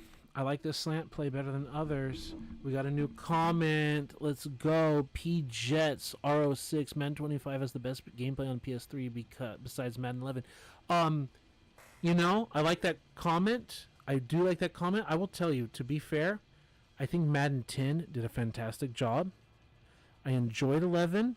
And if you didn't know, Jets fan, I am in the credits of Madden 11 just to show off, just to toot my own horn, make it all about me on my own channel. They invited me out to Community Day, and it wasn't just one day. They called it Community Day at the time, but it was later called the Community Event, and that was in April. So they flew us in on a Wednesday. We were there for Wednesday, Thursday, Friday. We flew out Saturday morning, like early Saturday morning. At least my flight was early Saturday morning. Yeah, and it was a community event, and if you go to the credits, you can see my name in Madden 11's credits. So, like, yeah, I do like it, but I think Madden 10 and 12 and 14 were probably the best ones. I'm enjoying 15, They're all very good games for different reasons. And if you like 11, I can totally respect that and understand why. I have a lot of fun memories playing 11. The thing is, the most I played in 11 was online team play with my buddies. It was a feature, I think, only in 11. I don't think they kept it for 12. I don't remember them keeping it for 12. And I just had a lot of fun doing online team play. 3 versus 3 was a lot of fun. So I don't hate on 11, but I do feel that 10, 12, and 14 probably were the best ones. And also, I think you're saying PS3, so I don't know how good the rest was on... I don't know how good those other games were on PS3, but I play on 360, so... let's go here. What else? We've already seen the slants play. And we've got Chickadee China, the Chinese chicken special. And it's that same conversation. Can we throw to Mercedes Lewis on this route to A? We can. And that's one of the things that we want. Can we throw it to A before he finishes bending back? We can. He can catch it. He can use his body as a shield. Let's go. I'm just trying to force it to A right now because we know the other routes. They're super obvious. There's no double move to X. You can throw it quickly to X. There's things that you can do. But everything else is self-explanatory. It's a flag route by Shorts. It's a flat by Robinson. But what I'm interested in is Lewis. When and where. When is it a good read? When is it a bad read? When can you get rid of it quickly and you can just get the ball to him? I think that it's taken away. It breaks open a little bit later. I want to see how our foot drop back. You can throw it underneath to him and use his body as a shield. It's really good here. You drop back and he's whipping around, and are you trying to buy time or doing something? Maybe you don't have all day for the route to develop. You're trying to make other reads, but I'm not looking to throw that ball against those two defenders bracketing him, right? Obviously you got X, but I'm just trying to force it to A on the reads. I think that's when you definitely want to just get it out quick. But the fact that you can, unlike the play before, not just the play before, but let's actually show the play. It was Raider Sail. I think, yeah, Raider Sail was the one that you just can't do it. So it's always good to check it. You can see the play art, but there's a difference between the play art and what they actually do. So I guess fullback flat and leak. I don't remember if I ran all of them or if we really liked them. Obviously you just have the regular toss, but that's why I'm trying to do the other routes other than the obvious ones here. Let's hand it off. And can we get to B behind the coverage? We can. Sometimes B runs shallower routes. But we're able to get it in the pocket here, and that's nice. We've run that enough. And then fullback flat. The fact that we can have B go at different depths is nice. But I don't think we like the depths there. I don't think we like them at all. Play action, boom, ready to throw. When we're ready to throw, I don't really like the choices. And I don't like how everything is muddled up. I do understand double slants. Oh, I'm going to look to the inside guy. But instead of slants up short, it's still that same idea, those angle routes. Okay, if he's not here, then I'll throw the guy behind him. Except there's a guy here to stop the throw behind him to him. They're both covered, right? He's covered here. And then there's a bracket here covering this guy. So you've got 3 versus 2 and you're losing here. And we've literally seen the defender break off and hammer the tight end. I don't think I like that combo nearly as much. I don't like what's happening. I don't like the depth and everything. So here with play action tight end leak is you're actually drawing attention away and you have a little bit different combination. So the fullback flat version should be gone. The fullback flare version I didn't like. The cross-in, I think, was the one that I liked, and the boot was the one I didn't like. Let me just double check. It's boot that I didn't like. Correct. See, that worked a lot better, so we have two different depths. Let's go. It's boot that I didn't like. Red 38. So now we're going to go cut plays, because we've worked very hard to practice all of this. Okay. We've been live for just over 3 hours this morning. It's almost 10 a.m.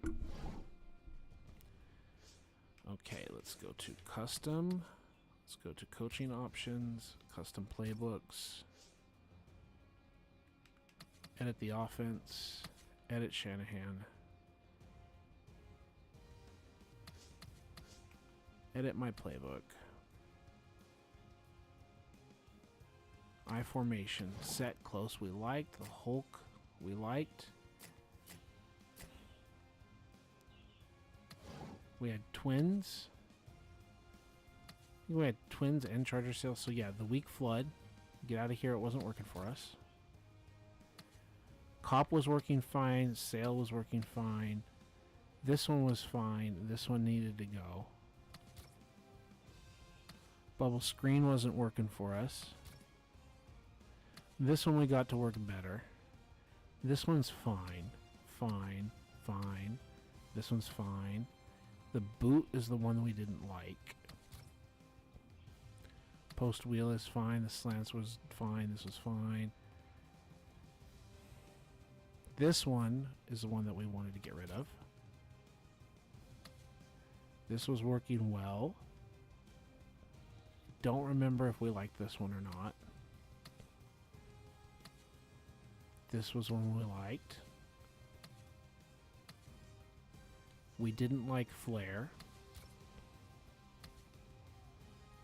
And I don't think we liked cross in because they were running into each other. So we're down to 19 plays. That's good. Okay. And twins flex is the other one to look at. So we're going to hit save the playbook. Shanahan.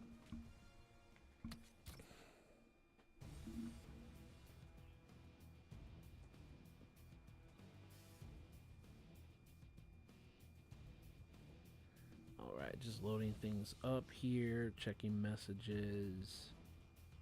Okay. Good to go. All right. So now we've got one more thing out of I formation to practice today, right? I say continue playing practice. Continue playing practice. Normal practice. Jags. The Seahawks. Uniforms.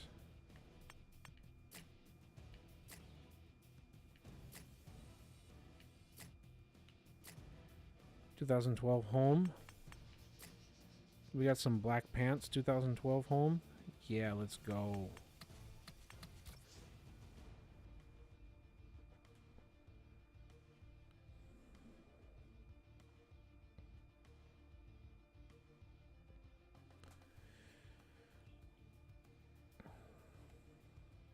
So yeah, more I formation weak. 30-yard line, right hash. Obviously, everything can be done out of a flip out of the left hash.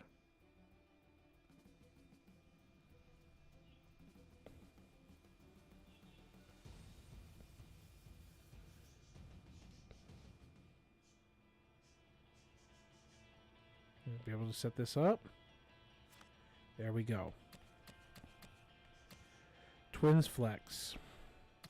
The only thing to change are the running backs in terms of depth chart.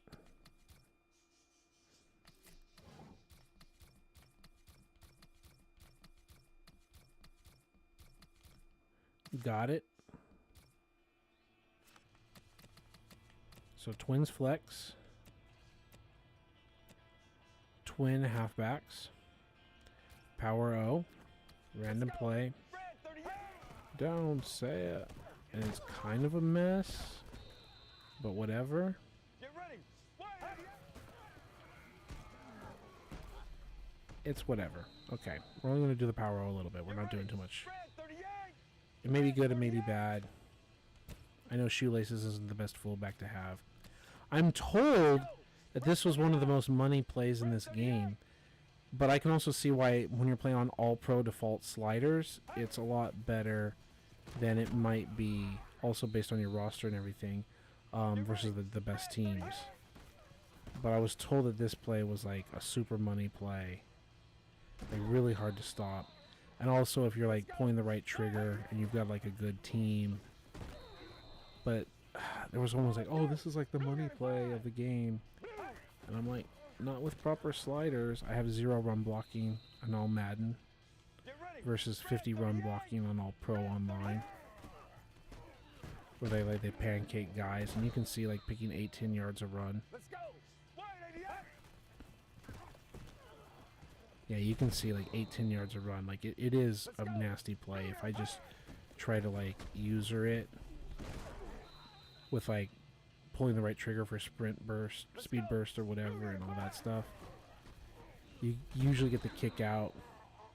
So it's not a total money play, but it was claimed to be one of the most broken plays in the game. Like part of the thought process is get it out of the playbook because it's too cheap, but I don't think it is. Get ready. Spread. Let's go back to respot the ball. Get it on that hash mark.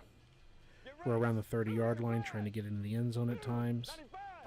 So we just hand this ball off to the right and actually late developing to the tight end. I think that's also the situation with this tight end route. You might be able to throw it. Let's go practice options, respot ball, left hash mark on the 30. Get ready. And then let's flip the play. Blue 95. Tight end flex, but we flip this stuff. Get ready. Wide 88. We're going to run it here to the weak side.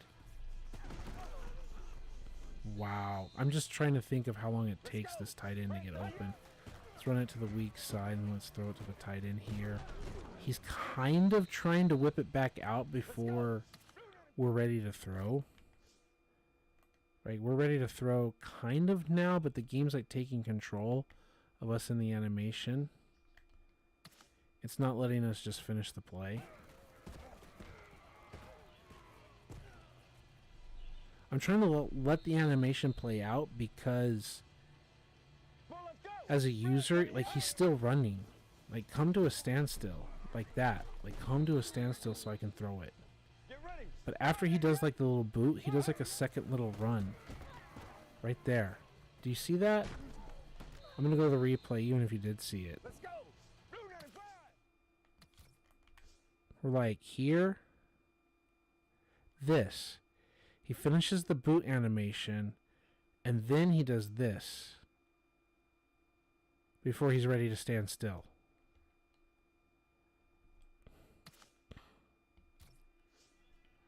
The thing I don't like about this play is like how Blackman is just running the curl back.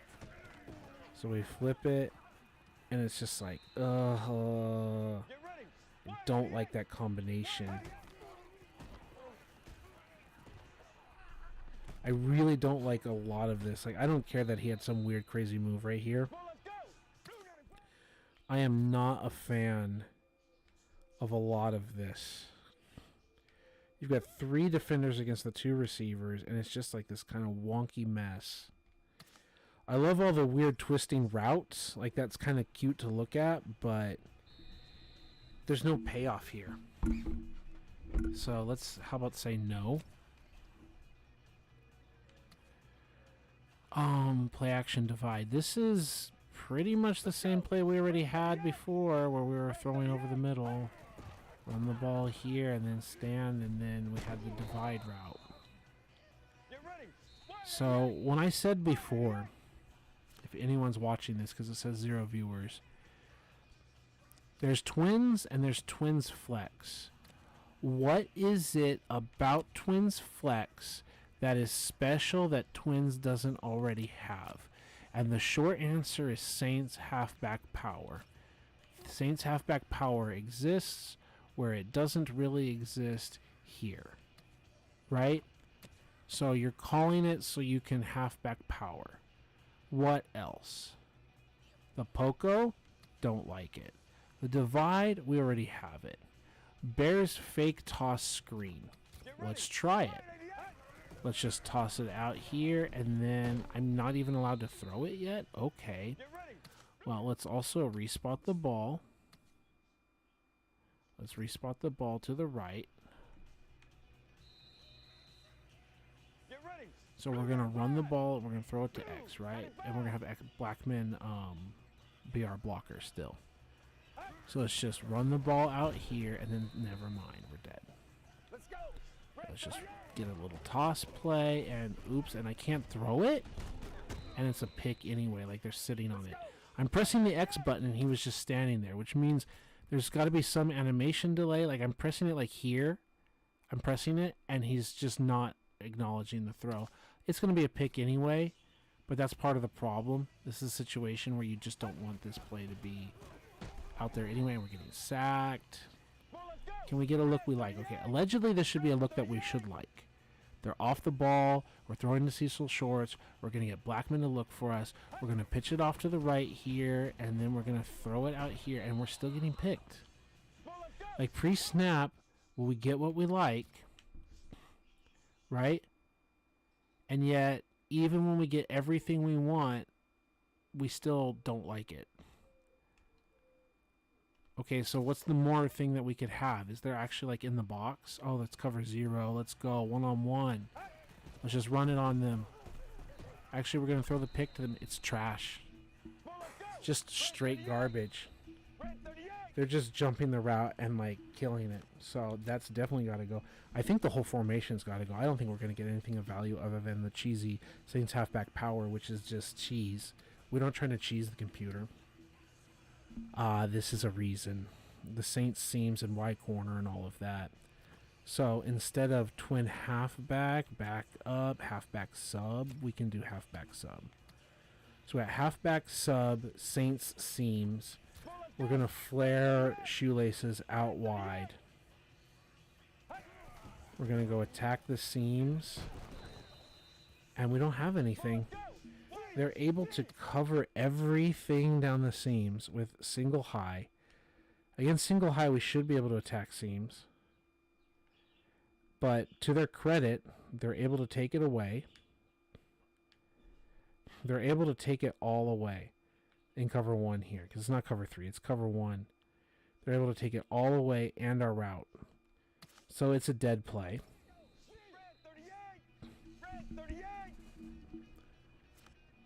And then Patrick say, play don't work. Exactly. Play don't work. Right? So what do we have here? Saints Y corner. Let's go. Red 38. We've got this little bendy route with shorts. That should be nasty. It usually is with the play actions and stuff. So we get shoelaces out there.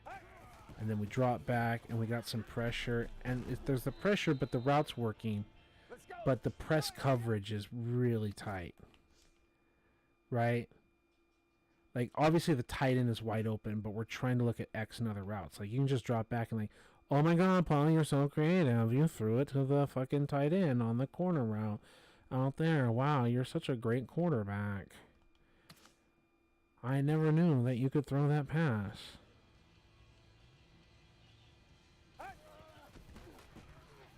I had no idea you could throw that. I mean, if we didn't get hit there, it was wide open again. Like, oh no, throw into the tight end. How creative.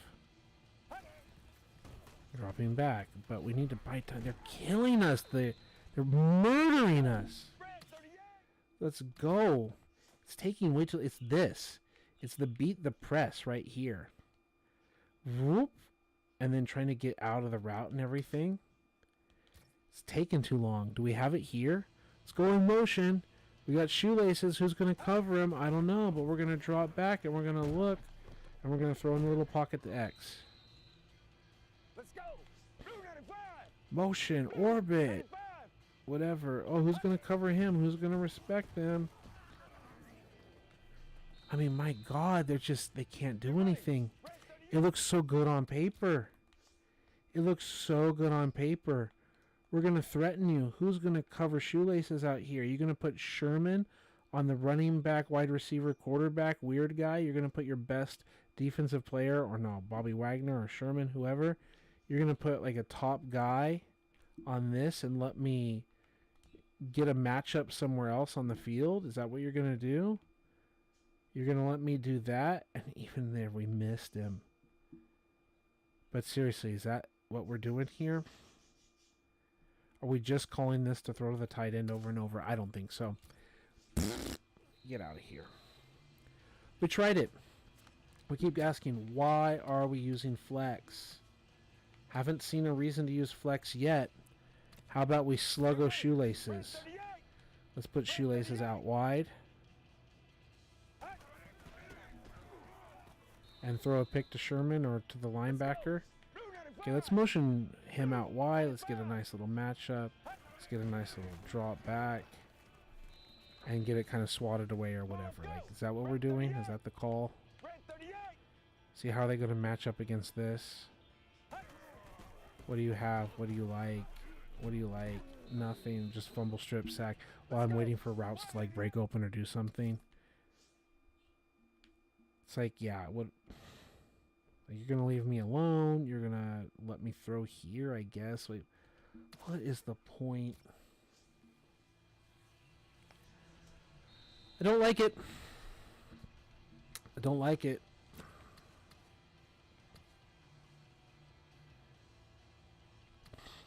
I don't see much of another reason to have this formation at all.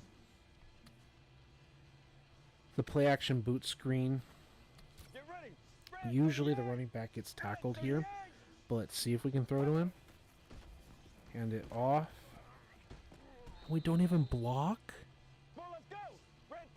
It's a run to the left. No, it's not. It's a play action. No, it's not. It's a play action screen. And we're getting killed. It's a run to the left. No, it's pass. No, it's a check down of the...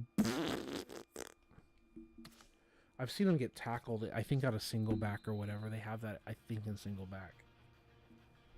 And it's just like, okay. So why are we calling this formation at all? I don't think there's a reason. And now let's just try the regular ass wide receiver smoke. Nope.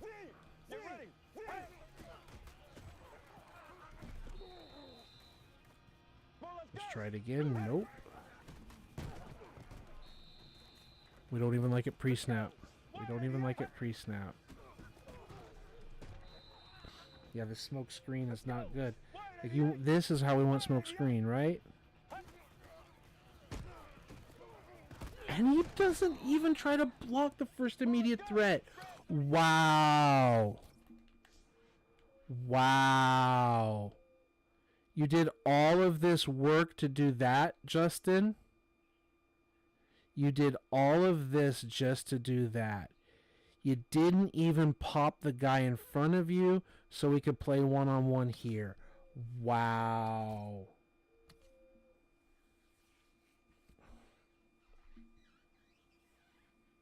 That was dog water, y'all.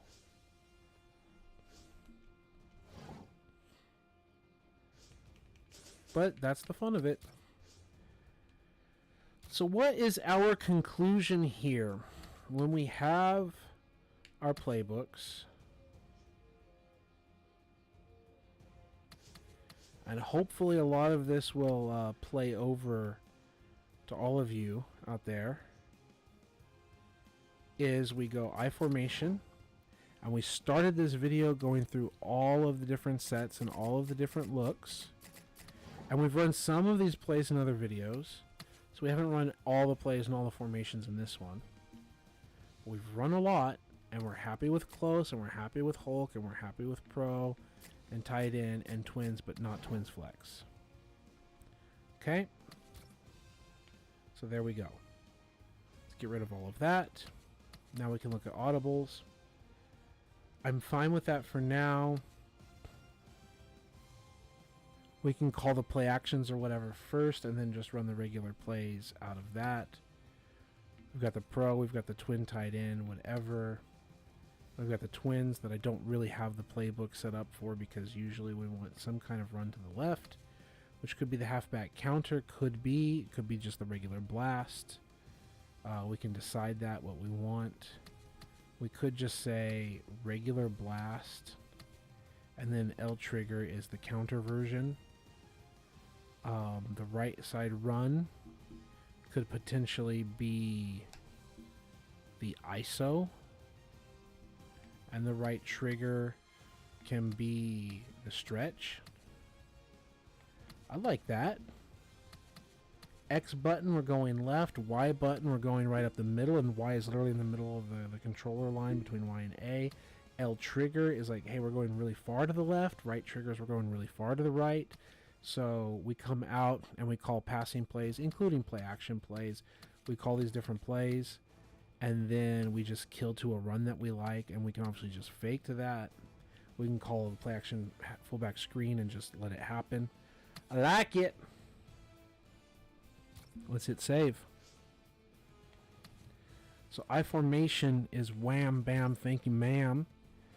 And we might get on later tonight. We might get on tomorrow, whatever, and play our next game. Now that we've made a lot of changes, and it's been a week since we played against Seattle. Might even play later today. I don't know. But I have had a wonderful time with you.